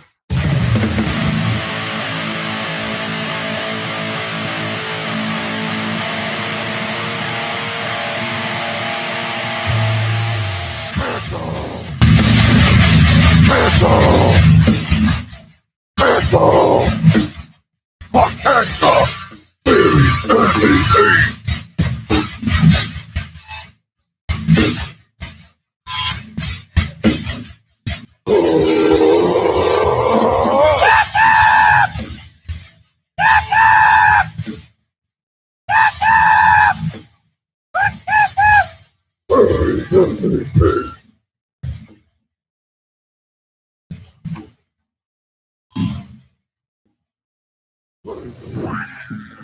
Clark's Ketchup Series MVP is brought to you by Clark's Ketchup. Drizzle that ketchup. It's gonna be a buzzer beater because did you send it? Because Will still hasn't sent it. I hope they're not like in the air or something and he's not gonna be able to fucking send it. But he did say it's him, Loomer, and Will Middlebrooks. So could be a buzzer beater catch up from those guys on the audio side. But we do have everyone else except for TC. I sent a text to Adam Pellerin. It says delivered. AP. I see him on the desk. He must be one of those guys that don't have the phone on the desk or something. I've texted him during post games and gotten back. I think he checks during breaks. Maybe not always, but I mean, they're on break right now. The fuck? Jim's probably talking his ear off. I can't Potentially. imagine he's doing that. No? No. Yeah, during breaks, Jim, I could see him just kind of chilling there. I don't know if he's really yapping during breaks. No. Pellerin is such a great fill-in. I've always loved him. Super nice guy. Anytime I He's the see him best. on there, I'm like, here we go. We got West Coast Pellerin. Love it. I love Pellerin. I think he's played in the fucking old time Old baseball time game game. a few times. Yeah. Former D1 catcher. Yeah. Mm-hmm. I think it was D1. I don't want to Good give game, away too many secrets, but I've been hearing some names about the game this year. Mm-hmm. Are we not allowed back? Definitely not. Do you want me to ask? No. Oh, us? I don't really want to That play again. the dude who managed the team we played for was disgusted with us. No, as he should have been. Exactly. Like I don't fault him at all, but there He was almost a genuine put me into disappointment. clothes. That is true. Coley was in his ear at the end of the game. It was kind of crazy. Like Coley was at the back of the dugout with me, and we were like talking, and then I looked up, and it's like he's right next to the manager, and they're like discussing what they're gonna do here. I was like, how did this happen? I was top step Trev the whole game. I was cheering on the fellas. There was one guy who hated us for sure, who was playing and was really good. He didn't like us at all. He didn't like our energy. He didn't like that we were involved. Like that I respect. He was there to play. But no, I was ready to go out there and just throw the worst pitches you've ever seen until my arm fell off. There were definitely some folks that aren't really about the goofy dudes that didn't really want any jokes going on. I'm like, we were the personality guys in the dugout, just kind of keeping it light. And some guys really wanted to win the game. I'm like, it's the old time game. Let's relax. We're wearing jerseys from like the 30s. Like, I think we can calm down. Let's everybody relax there. Yeah. Yeah. I can't believe I get asked back every year. I can. What are you talking Yeah, I about? can super believe it. That actually makes more sense than maybe anybody getting asked back. Like, you have Why? a huge audience. Yeah. It promotes the game. Yeah, but A like charity game. they all wanna win the game. And I'm just there to dick around. Well, not even dick. I'm there to get a hit, but like I'm not there to like play defense. I'm not there to run the bases hard. I'm there to You're like, the exact person that makes sense. Like, get you to promote the game, get us to promote the game on the show, have Buck on here. It makes a lot of sense. Why Yeah, not? you're not in the way. No. You get on base because Pap drills you in the ribs, and yeah. I'm gonna get Did you hit this create year runs again. like my at bat? No, but you got out there. You got on base. I Just got don't hit. throw your bat. Watch where your bat goes. I don't want to get hit again. Well, Oh, that was don't be crazy. standing there. By the dugout. Yeah. The allotted standing area. It's not like I was in the batter's box. I laughed it off, but my ankle was like broken. Like, I mean, damn. why don't I ask if you guys can play this year? I'm kind of just pumped I got to play. I don't really need to make it a recurring. I like I'm trying filming. to get He's afraid of videos striking going. We got. I already struck out. I'm not afraid to strike out. I already struck out. Yeah. And that's the favorite thing to happen. The most probable thing is that I would K, of course. Right. So then what are you afraid of? The worst is already This isn't happened. about being afraid of anything. It's I got to play. That was cool. Why I don't just you kind of want want to to play get the again? content. Why do you wanna Yeah, play why not? again? I'll play, but yeah, I don't want to be I don't any play again. hassle. I'm Yeah, ready I'll to play play. again. No, I'll take no. it. I really want to play. I'd love to play again. All right, let's get you to play again. All right. Let's get Steve to play again. Want a jersey that Let's fits see. this time. Last one's a little Can- tight. And Can we that's get the an whole inning point. where we're the whole defensive infield? No. Yeah, why not? I call first base. You're Coley obviously is playing clearly the first What? baseman. No, I'm the third Coley's playing baseman. short. Third baseman? I always played third. I play third. Mhm. I played third. That's you, Coley. They put me We at want you- first in Little We League, want but you then at first, and you're like, I play third. they realized no one could reach first, so I played third. See? How about we put you on the mound, Jared, and I'll catch you. Wow. Maybe. Just to clarify Adam Pellerin's baseball history, from 99 to 02, Adam Pellerin was a fixture behind the backstop for Suffolk's baseball program. Okay. So shout out Shut AP. them out. Shut him up, man. That's a cool hat that Wilson's wearing. The Fenway upside down hat. I'm so like traumatized isn't the right word, but whenever he posts up on Nesson post game this early, I'm like, did something bad happen? I'm like, what are they? What are they about to ask him about? I was like, did he just like punch someone walking off the field? There is something about Wilson in the clubhouse that I'm like, who just got hit? Please. Who just- Talk shit, get hit, man. So Ketchup. Oh yeah. Yeah. Okay. There we go. We're gonna burn through this motherfucker. Chris Cotillo. Wait, Yeah, it's us first. yeah. Yeah. Yikes. Put this Okay. fucking one out of the way. Cotillo. He's got so It's 1:30 in the morning. First vote, the McMahon. I'm really torn, Jerry. I'm really torn. Coming into today, I was ready to give it to the rotation again. Ron Hare screwed that pooch. Hope he's okay. That's my all-star. And then I look at Dub C40, who's just stroking dingers or foes every time he hits the field, which I love both of those. And then you bring up probably the most important of all, important fact of all these games were 76 degrees. Mm-hmm. That's not a coincidence. I have to give it to the 76 degrees. So I was gonna give it to Steve for the 76 degrees. Interesting. So like whatever direction you go is where I'm gonna go, because it is the same vote. It's almost like For sure. Uh, for sure. what is that Family Feud, the one where like it's like if it's close Where it's enough, close we'll give enough, it to yeah, you. count it. Yeah. Yeah, they play it real fast and loose on that program. Yeah. Like we're voting for the same thing, but I think we need Correct. to unify in what it is that we're voting for. Yeah, Okay. Steve 76.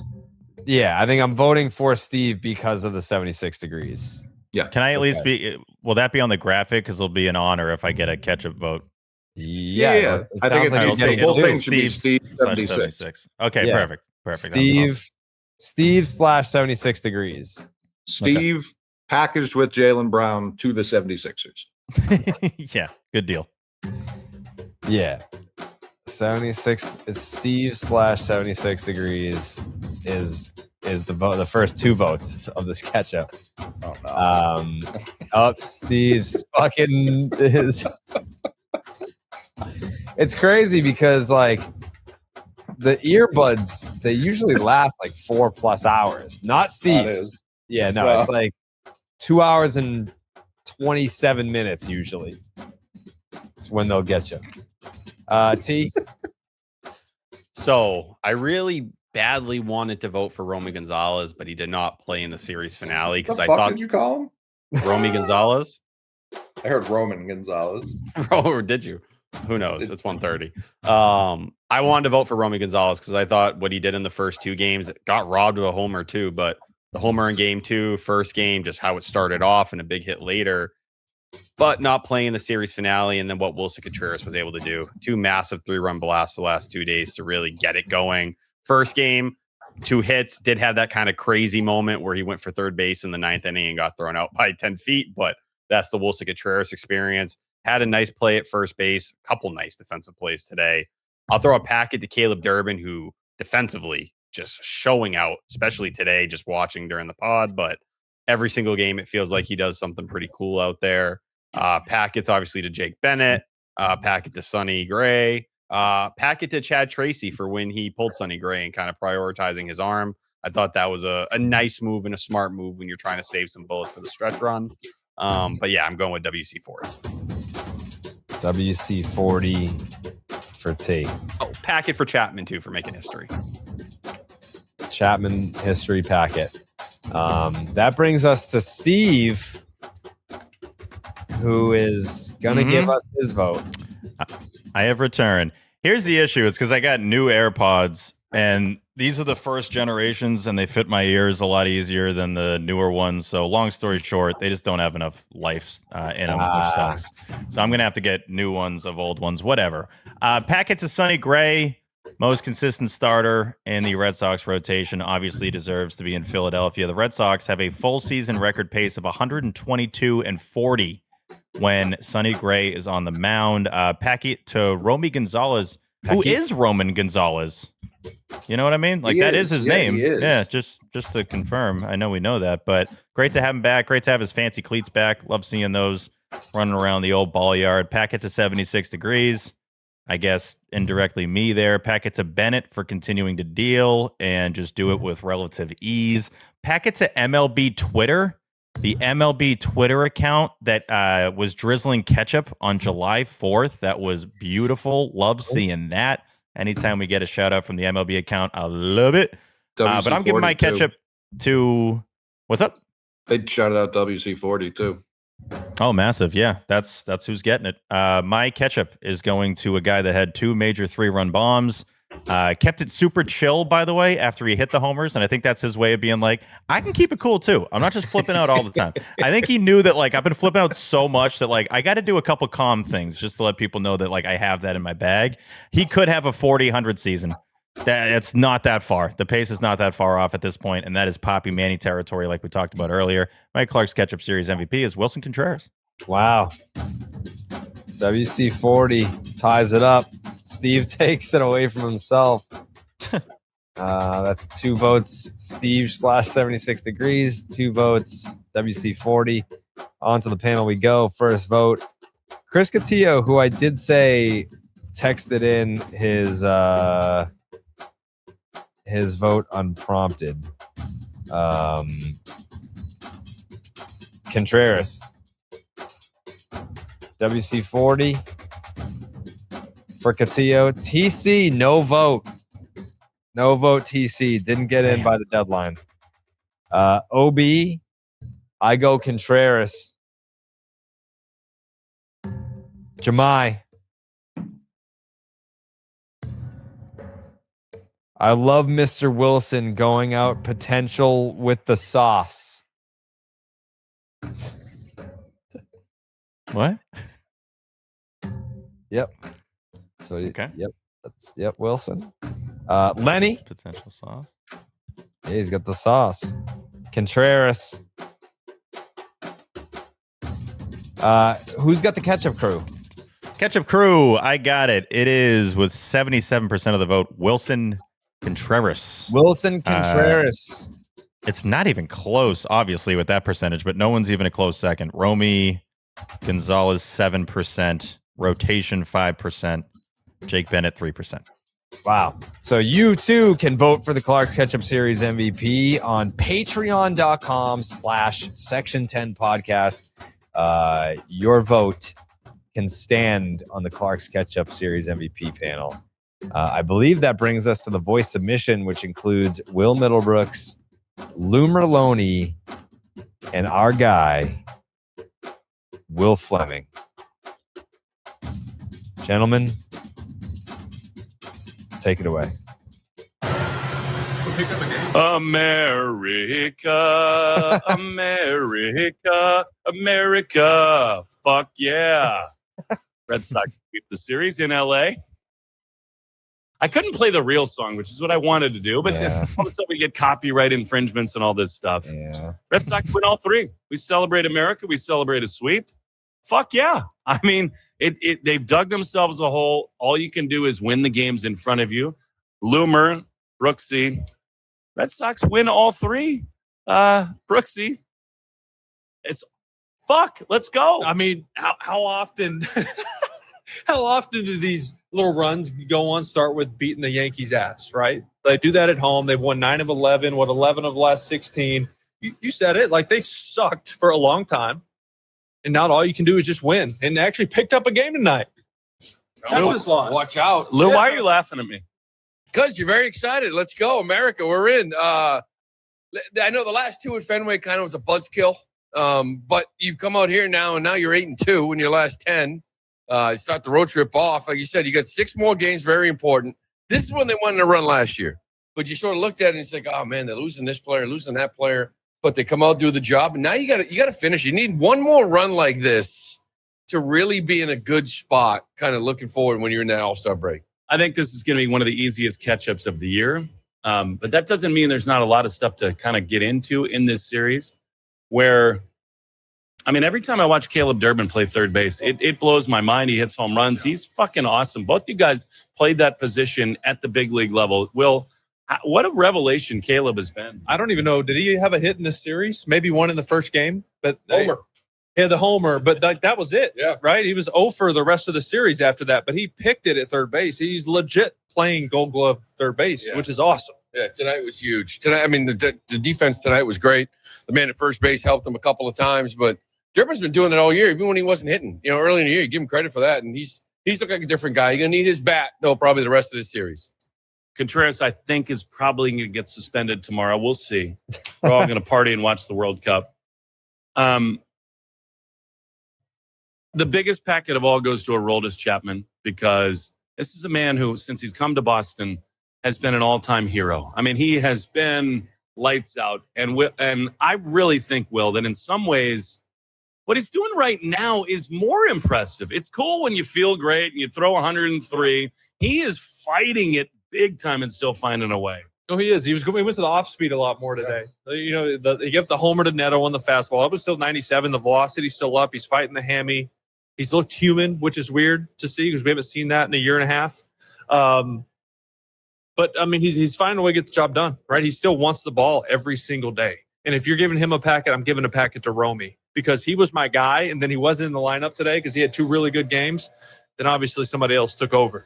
Yeah, there's no doubt about that. Lou, this is the easiest catch-up we've had in a while. Yeah. We're not going to have him for a little bit, I don't think. This fucking guy, man. Mm-hmm. We just had him on the post-game. The hits, the homers. He has this sense of the moment. He told us on the post-game show that he practices those things pre-game, that he's in the cage thinking about that moment. I love that he spoke to the team and said, you know what? I'm an emotional guy. It got the best of me. What does it tell you about this guy who has just led this team? Well, first off, I heard Trump put a call in for him, trying to get it reversed, like the World Cup. Free flow, free Wilson, let's go. Down to 3 games. Yeah, maybe get it down to 2 or 3 games. I love the experience. He plays every single game like someone's taking it from him. Like, he's been fantastic. Nobody thought he was going to hit 20 home runs. He's got 20 at the break. Hopefully, we see him again before next Friday at some point. But the thing is now is you got to change it a little bit. You know, maybe you start playing a little small ball, try to play for the runs. Others got to step up. You know, you need guys like Romy getting in there. You got 2 lefties in Chicago. Everybody has to step it up here the next 6 games. And hopefully it's not like see you after the All-Star break at this point. We got to, I guess, make it official.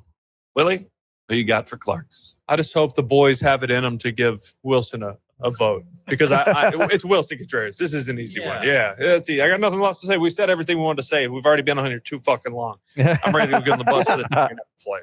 WC40, end of story. That's it. No doubt about it. Badass leader. Trump should put it in call, shouldn't he? Fucking go. The Clarks. Maybe 3 games. We can petition FIFA. We might as well call Rob Manfred. The Clark's Ketchup Series MVP is Wilson motherfucking Contreras.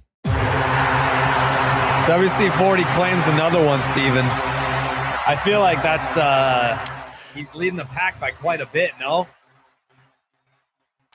WC40 gets his 3rd catch-up of the season. That is now the lead. He was tied with Jarren Duran at 2. So now he is by himself in first place for Clark's Ketchup Series MVPs for 2026.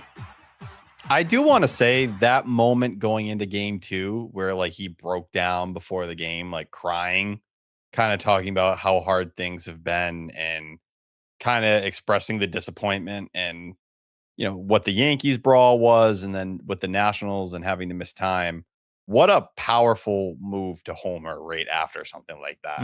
Like, I don't know exactly how to like frame it or what, but like that is Wilson Contreras. Like, so fiery, emotional, it's gonna pour out of him. But holy shit, it's like he understands the moment. And in those moments where it's like, oh, it feels like he's gonna have a big swing here. It feels like you always get that swing after a moment like that. Whoosh. You know how baseball players get super particular about their gear? Their glove has to feel right. The cleats have to feel right.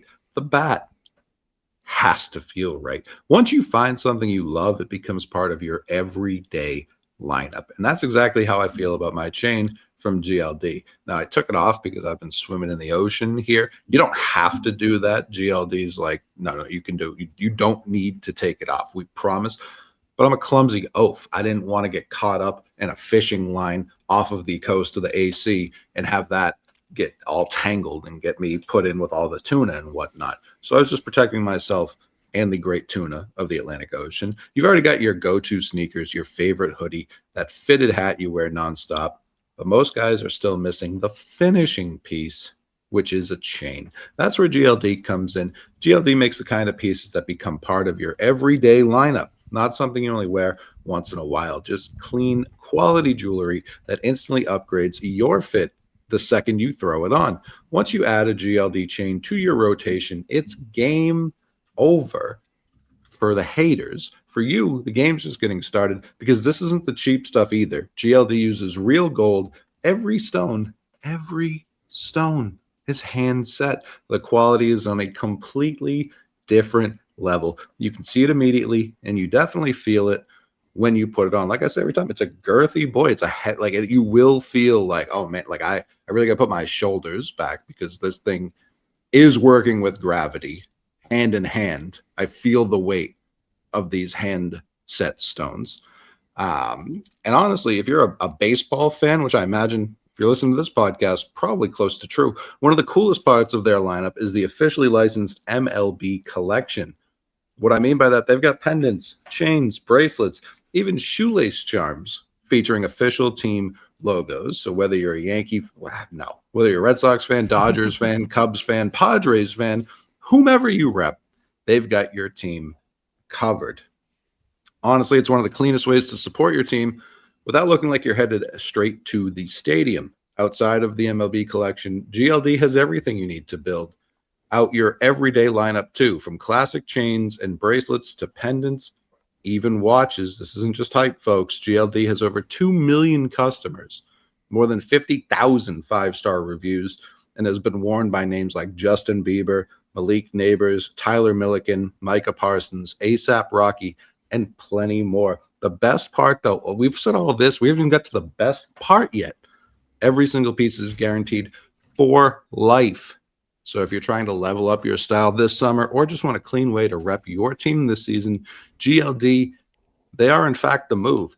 Level up your lineup with GLD. For limited time only, new customers are getting genuinely an insane deal. Like they wrote an insane deal. I'm telling you, I agree with them. Because if you use code section 10, you will get 40 WC 40% off at GLD.com. That's 40% off with code section 10 at GLD.com. That's literally half. I know it's not actually literally, but it's also literally half the amount they would normally charge people who don't use the code section 10. After you purchase, they're gonna ask where you heard about them. Please support our show and tell them that section 10 sent you. I looked up for the camera because I'm used to doing that. It's right here. Whoosh. That's when you know he's a dude, because him going deep, I didn't think we were getting the one in the finale. That was just the icing on the cake. But like him going deep early in the series, especially when the suspension's under the appeal, especially when he has the emotional moment in the clubhouse, you just kind of know it's coming. But that's when you know you're a dog, when it's expected and you still do it. That's been his season all the way so far. Jared. Adam Pellerin just responded. I'm going to count the vote. It's WC40. Okay, Dang. here we go. Yeah. Are people going to be mad at me and Coley for ruining unanimous? Because I feel like we're right. I'll clap back at him because I'm pumped to get a vote. So, no. 2. Two votes. Multiple. Yeah, it's big. Yeah, T. You can just go. Yep. I just want to give Wilson Contreras a shout out for his first inning production. Another shout out. 348, 492, 848, 1339 OPS in the first inning. He's hit 6 homers. Get that dude up in the first, and good things are going to happen almost every single time. He drove in 6 runs in this series, hit 308 with a 1246 OPS, slugged 846. Had the 2 homers, led the team with 4 hits. I mean, Romy had 4 hits as well. So did Sadon. But yeah, the total bases, Wilson Contreras 11 in the series. Romy very quietly, I mean, not so quietly, but I guess maybe because he didn't play the last game. He was kind of right there matching it with Wilson a little bit. He was. He got robbed of a homer. Yeah. By Joe Adele. Very true. The other way. Yeah. You add that into the mix there. I don't think he was ever going to play the third game, but It wasn't like a spectacular like home run robbery though. It was just like this ballpark sucks out there to hit home runs. Sadon did bat flip a ball 3, which I thought was very funny, and then he struck out right after. But hey, it's part of the experiment. Also known as experience. And it's 2:00, whatever. Welcome, Steve. Rafael at bats are an experiment. Yeah, true. I love how we were like, yeah, we're gonna like start the podcast so early during the game so we don't have to like be up super late. It's fucking 2 a.m. Yeah, this is what we do. Yeah, it's what we do, man. Shit. Yeah, that's what I meant. This is what we do. Yeah. We're doing it. Some of us were here. Stop and Shop supermarkets have a major announcement. Don't. What? What is it? Is that, did I not do the right thing? What? No, you're good. Stopping it was the wrong thing for some. No, yeah, that was the exact opposite of what we wanted. Stop and Shop, look ahead, just go. Stop and Shop supermarkets have a major announcement. Look ahead. All right, go. Don't shop for your groceries anywhere else. Yeah, Stop and Shop. Yeah, Stop and Shop. What's great about these tangerines, look how easy they peel. Just like that. And loaded. I mean loaded with nutritional value. Yeah, Stop and Shop.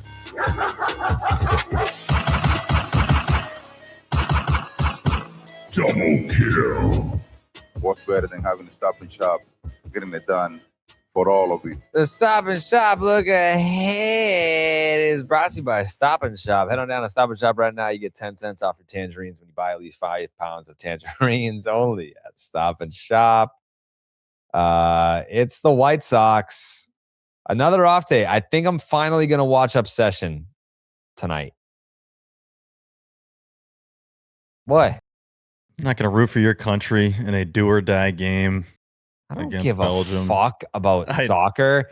That was I just going to wanna be see my your final thought. Is I watched France and Paraguay. Yep, Paraguay. What a fucking dumb sport! Like, Hey, Crazy sir. game. hey, this is Sir. my thought. This is my thought. Okay, Red card. the game, like for all the people that are like, man, baseball is boring, but you won't believe this game where they just fucking run around and kick a ball for an hour and a half, and the only time that they score is like in like a penalty kick, like an actual gameplay. They just don't even fucking score. I'm like, this is what a dumb sport. Super boring. I don't know why. Like, and the other thing too that I was gonna say, Steven, like soccer fans are like soccer fans are like the big burly, like, yeah, if you don't like our team, we'll fuck you up in the alleyway. And it's like they're like they're like these badass fans, right? But soccer players are the biggest pussies in the world. It'll be like everything is in slow motion, so like they'll be jumping up for the ball, and be like, and you get like my forearm like rubs against the side of your head, and it's like, like all soccer players are the biggest pussies alive. The sport is dumb. They don't score. There's no action. The players are pussies. That's it.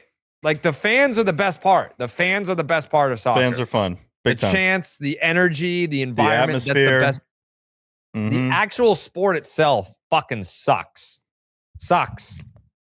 I was pissed Paraguay lost. Those are my people. So that was unfortunate. But no, soccer's not built for you. It's not really built for me either, but I'm just enjoying the stretch. You just it's love easy all to the commit to the Brazilian World Cup. ass.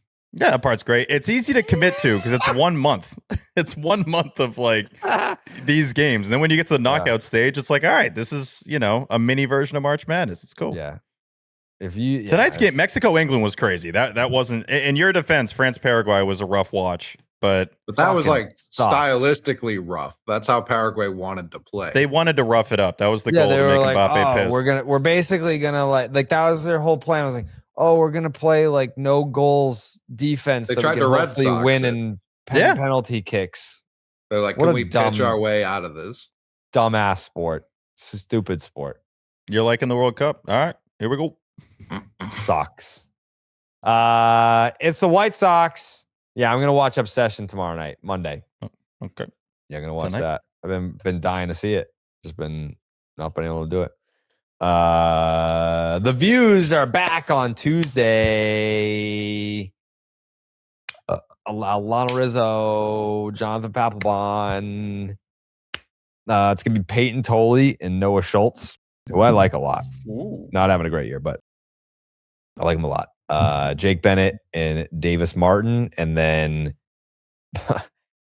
Patrick Sandoval versus Anthony Kay. Potentially Patrick Sandoval. Maybe, but probably. Peyton Tolley is 4-6 with a 3.39 ERA, and Noah Schultz is 2-5 with a 5.86. Jake Bennett is 3-3. The fact that he is getting decisions every time out there except for once.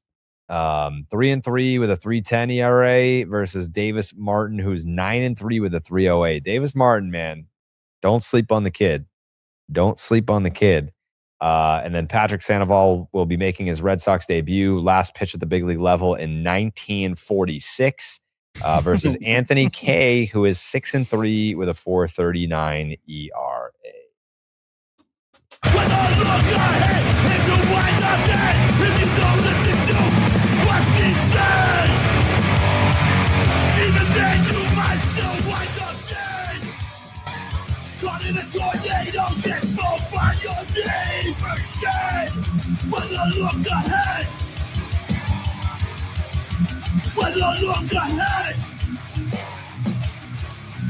Billy's got me bears. Weather look ahead. Brought to you by Billy's Gummy Bears. Chew 'em with your mouth, Steven. Chew 'em with your mouth, Jerry. The Red Sox continue their longest road trip of the year as they head to the south side of Chicago to take on the AL Central leading, entering Sunday and just now, entering Monday, Chicago White Sox. Shout out to the off night. Very excited about the off night. Jared is too, as USA takes on Belgium for a potential trip to the quarterfinal. Jared, you think if I wore like some White Sox stuff on the views, they get mad? White Sox? Yes. Yeah. I'm just asking. I wouldn't do that. I wouldn't do it. I'm not going to do it. I'm just asking. I know you're White Sox, Jerry. I get it. Your thoughts on Flo Balogun getting his red card suspended so he's allowed to play in this game? Did you have any thoughts on that? Flo Balogun? That's this. Flo Balogun is the best player on the team. Yeah. On what team? Team USA, brother. Flo Balogun's from USA? Yeah. From Brooklyn, I think. Yeah, ish. Yeah. He plays for the team. He does play for the team. Yeah. Oh, you know the Balagans next door? Yeah. You know the Balagans? The Sox should do something fun on Monday. They should like watch the game, get some deep dish or something. I'm sure they're doing something or lining something up, or it's just like a player night. Do whatever you want. Game 1 Tuesday, 7:40 p.m. Eastern. First pitch. 76 degrees. What? Yep. 4 in a row? 4 in a row. 4 in a row? What the fuck is going on? Is the season turning around because it's 76 degrees?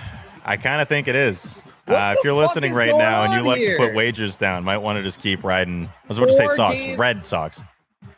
4 games in a row? 4 games in a row. I couldn't believe it. Double, triple checked. We've never seen No. this. I don't know if we ever saw 2 heading into this past weekend. No. Wow. All time. Mm-hmm. This is like finding a pot of gold. Yeah, I guess. Yeah. Sunny, 2% chance of rain, 7-mile-an-hour winds. This must be what it's like when Steve is nose deep in some Brazilian butt cheeks, man. Like just 4 straight days of 76 degrees. What does that even feel like? Game 2, Wednesday, 7:40 p.m. Eastern, first pitch. No. Right. We can't be that greedy. That would have been nuts. Yeah. I mean, it already is kind of nuts that we got to 4. It's 4, 82 that's degrees crazy. for game 2. Mostly sunny, 9% chance of rain, 10-mile-an-hour winds. Okay. Series finale Thursday at a real series finale time of 2:10 p.m. Nice. Eastern. 82 degrees again.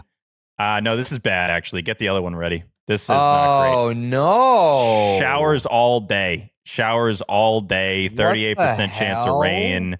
Some scattered thunderstorms mixed in there. It doesn't look awesome for the finale. Dude? Wait a minute. Are they going to play? I don't know. 9-mile-an-hour winds. Nice summer weather. 9.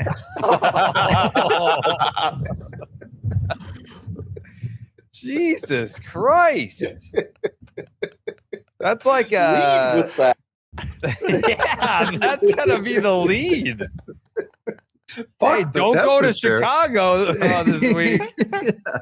82 degrees, bigger number, 90-mile-an-hour winds. Yeah, that's yeah, why not? That's not like 99% chance of total destruction.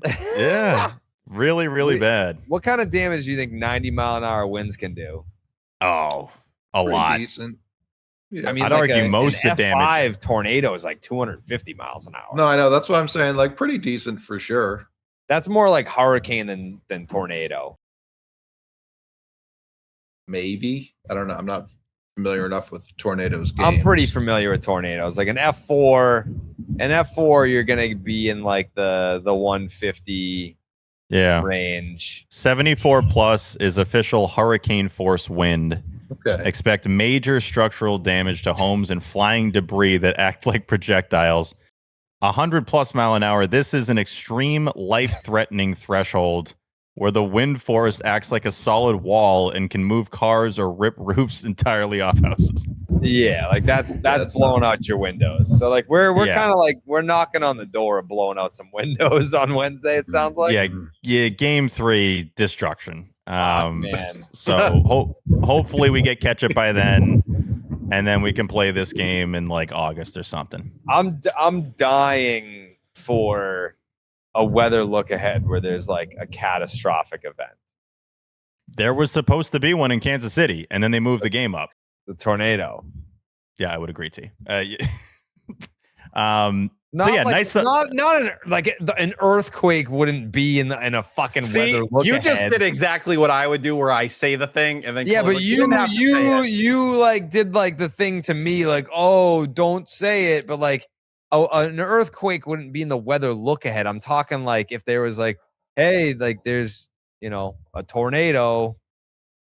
I forget the exact verbiage for the Kansas City one, but it was supposed to be like the worst weather of all time. I think it was like a tornado and a hurricane and a little bit of everything, but it didn't happen because they moved the game up.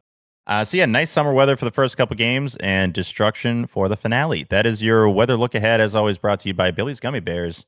Chew them with your mouth. Absolutely got to chew them with your mouth. Speaking of, thank you for reminding me, T. I believe we're putting out a Venezuela benefit T-shirt. We are. Great job by Corey putting that together. Shout him out. And Jose helping out as well. Jose. And just a huge shout out for Jose. Happy Venezuela Independence Day. Oh, I'm sorry. Yeah. Just cut off the praise for Jose, who grinds his dick and balls off for the show. T, you're saying a great thing too, brother. Yeah, it doesn't mean you're not. I just want to give a big shout out to Jose, who's been working his ass off, crazy hours, helping out. And over to T. T, come on. He's doing the thing again. What did I do? I was mid-praise of Jose, and you just got For me a guy off, who refuses to speak without raising his fucking hand, you do love to just randomly jump in. Didn't you just throw it to me? No. Oh, I said, and here you go, T. I thought he was like giving me the baton. I swear. I'm Jose, like, big shout out to Jose. Venezuela fund.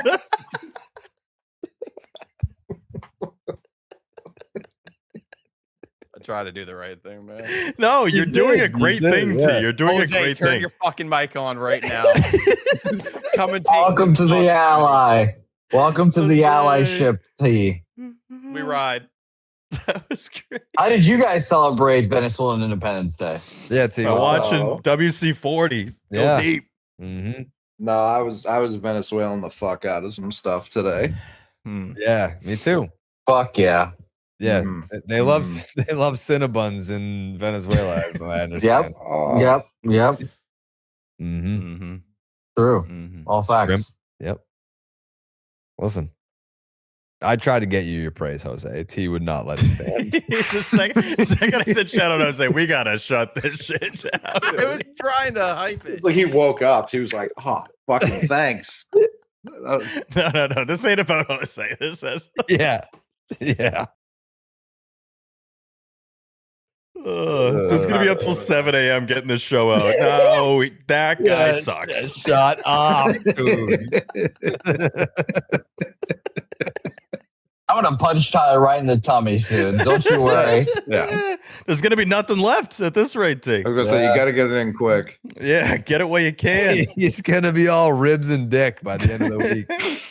Whatever gonna I be need to do, tummyless. Jose, just let me know. I want forgiveness from you, from the people of Venezuela. Whatever I have to do. The thing that sucks is you were doing a great thing. It was just such a cutoff. It was just right. I am becoming a worse active listener. I do think this is a developing issue. You're an active talker. We just got to balance it out a little bit. Yeah.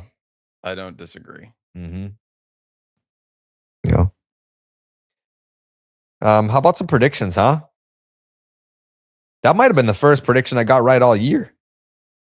Yeah, you nailed that. I'd like to get an update. We have my apologies for forgetting your name, Mr. Spreadsheets. As a prediction tracker. Yeah. I'd like to see an update. It's like Nikki Spreadsheets, right? We used to get like a good post every once in a while, but I think since the team's just been so depressing. I was going to say, yeah. You could tell me any of us are in first right now, and I'd believe you. Definitely not. Yeah, at Nikki Sheets BOS. Shout out you, brother. Yeah. I want to say that had to have been my first, if not maybe my second, but probably my first. Prediction time. Tyler Milliken. I'm very, very scared of life without Wilson Contreras. I really don't want to think about it. The White Sox have the second best winning percentage at home of any team in baseball this year. Only the Rays are ahead of them at the moment. We are going to get Patrick Sandoval in the finale against Anthony Kay, who has surprisingly been not horrendous.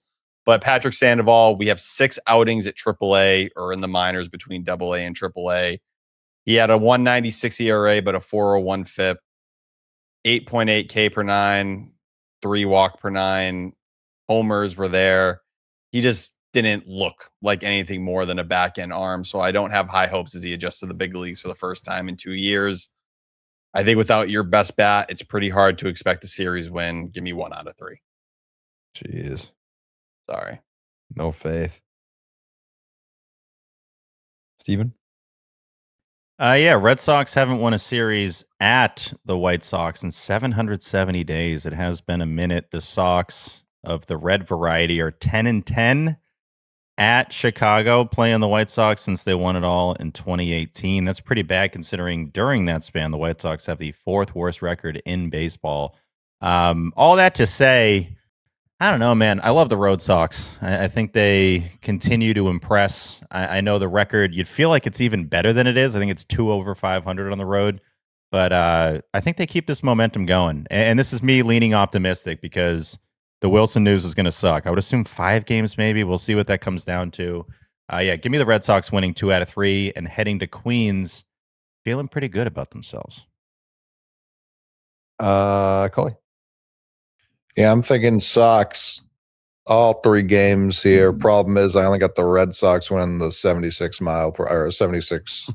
degree game, as they tend to do. Because Steve's right. The Road Sox plus the 76 Sox, like that's an unbeatable tandem. And yeah, they may only be 2 games above 500 on the road, but what are they, 10 below at home?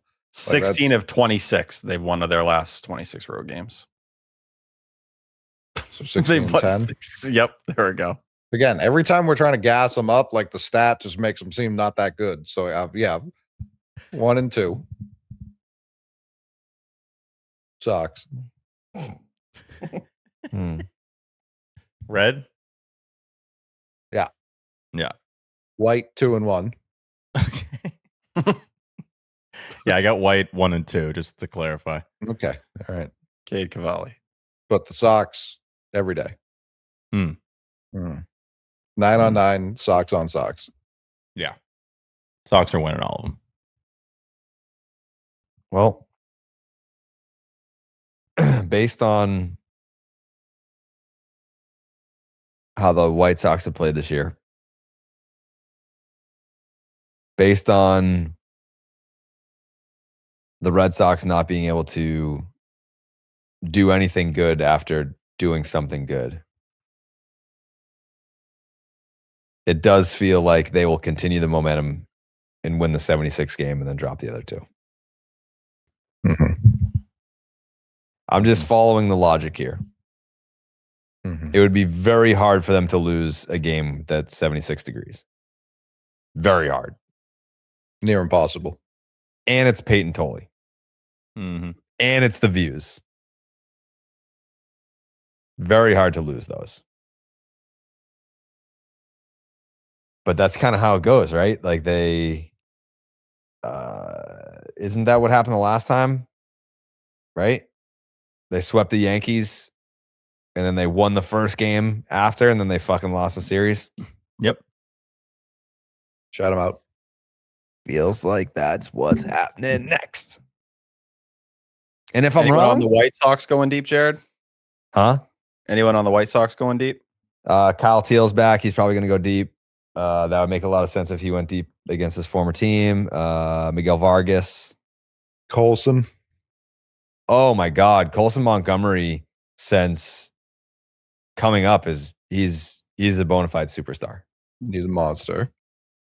He does not get the love that he deserves. He is a superstar.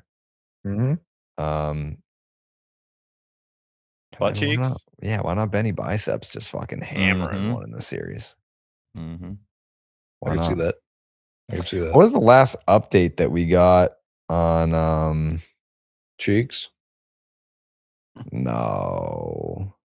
Chase Mydroth is going deep. Yeah, he'll do that. Will he though? Yeah. Will. All right. That's what I got in that one.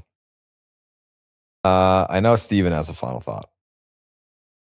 Yeah, I do. Section10merch.com for the best merch on the planet. Can someone just get the A's Park? Like Dallas at this point. Come on, brother. Like anything. Sutter Health Park. I'll stop making fun of the park name. I make it Dinky Doo, even though that's what we call the Houston one. Sutter Health Park in Sacramento. Let's just knock it off. Shout out to everybody, though. Merch picks keep coming in.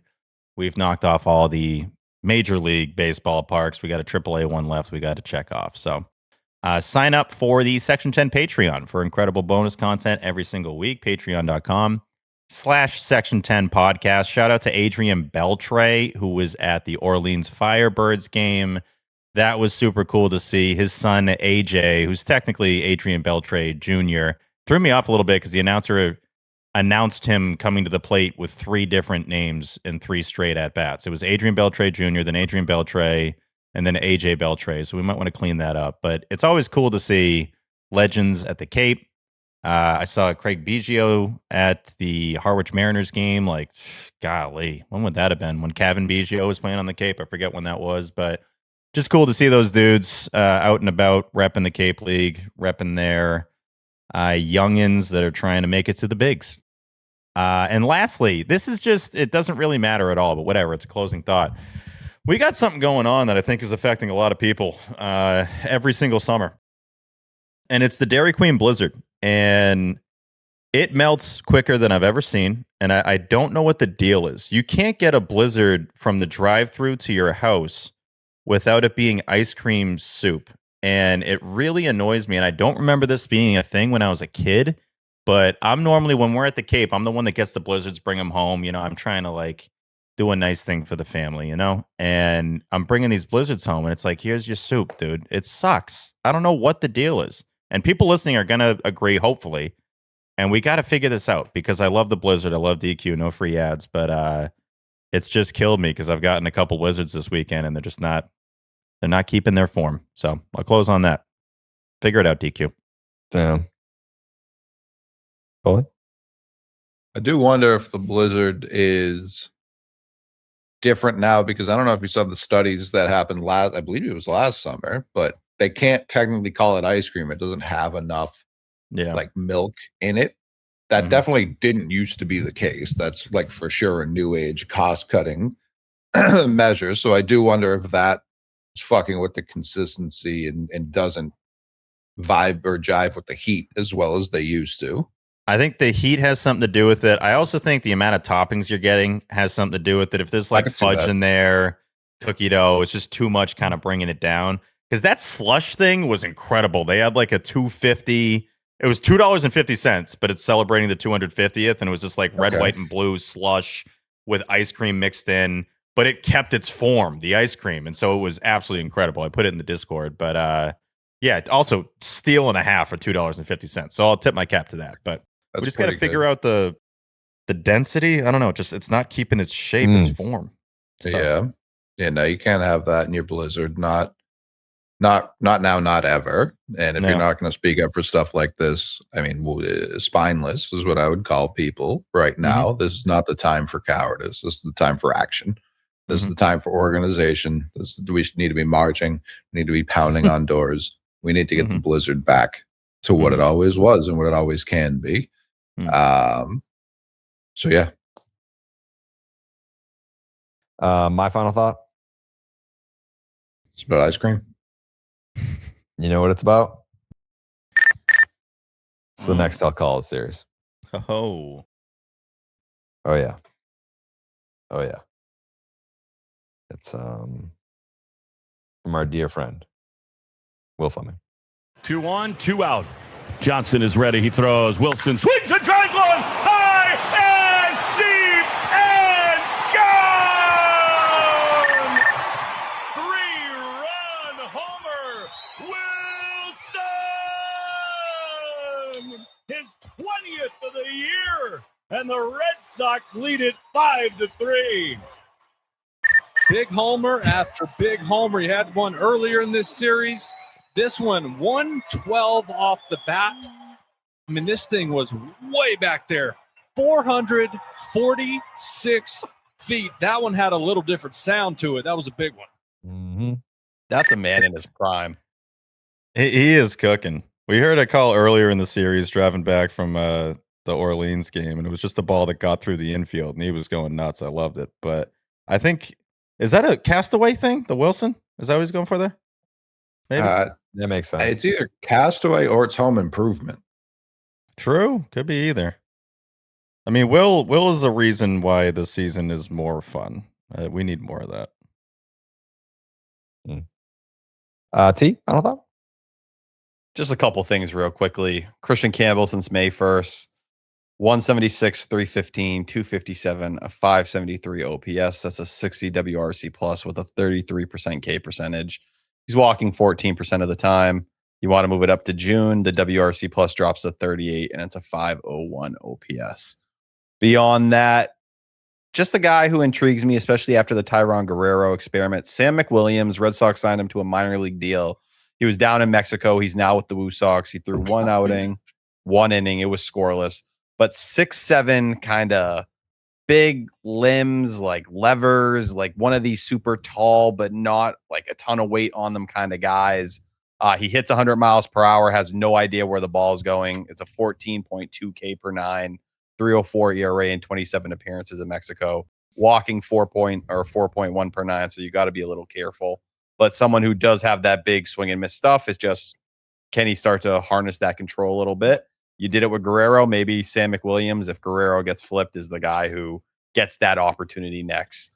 The other thing I want to throw in, very weird but cool appearance for Anthony Ianson, who piggybacked off Patrick Sandoval the other day, was pitching in the 10th inning, but threw 5 frames, a 2-run ball, had 7 Ks, a ridiculous defensive play in the field in the 10th inning on a bunt, which was pretty cool to see. But very rarely do you see one of the top pitching prospects in baseball throwing in the 10th inning of a minor league game.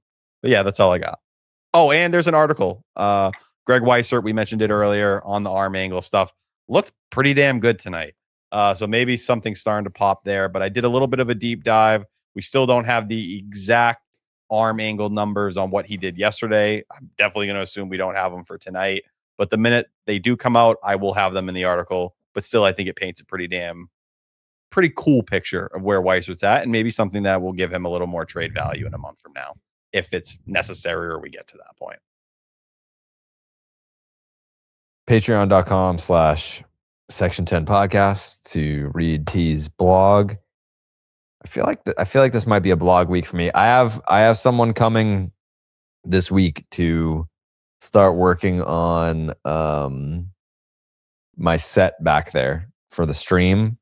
And I'm also going to be like, I'm positioning myself to be able to do like ideally it would be daily, like cell phone videos that I'm going to be editing and whatnot. The first round table's coming up too. First round table. When is that? Up, I believe Wednesday, but we still got to lock that in. Yeah, let's lock that in. Because Wednesday, yeah. We can do that. Yeah, roundtable's coming. Patreon.com/Section 10 podcast.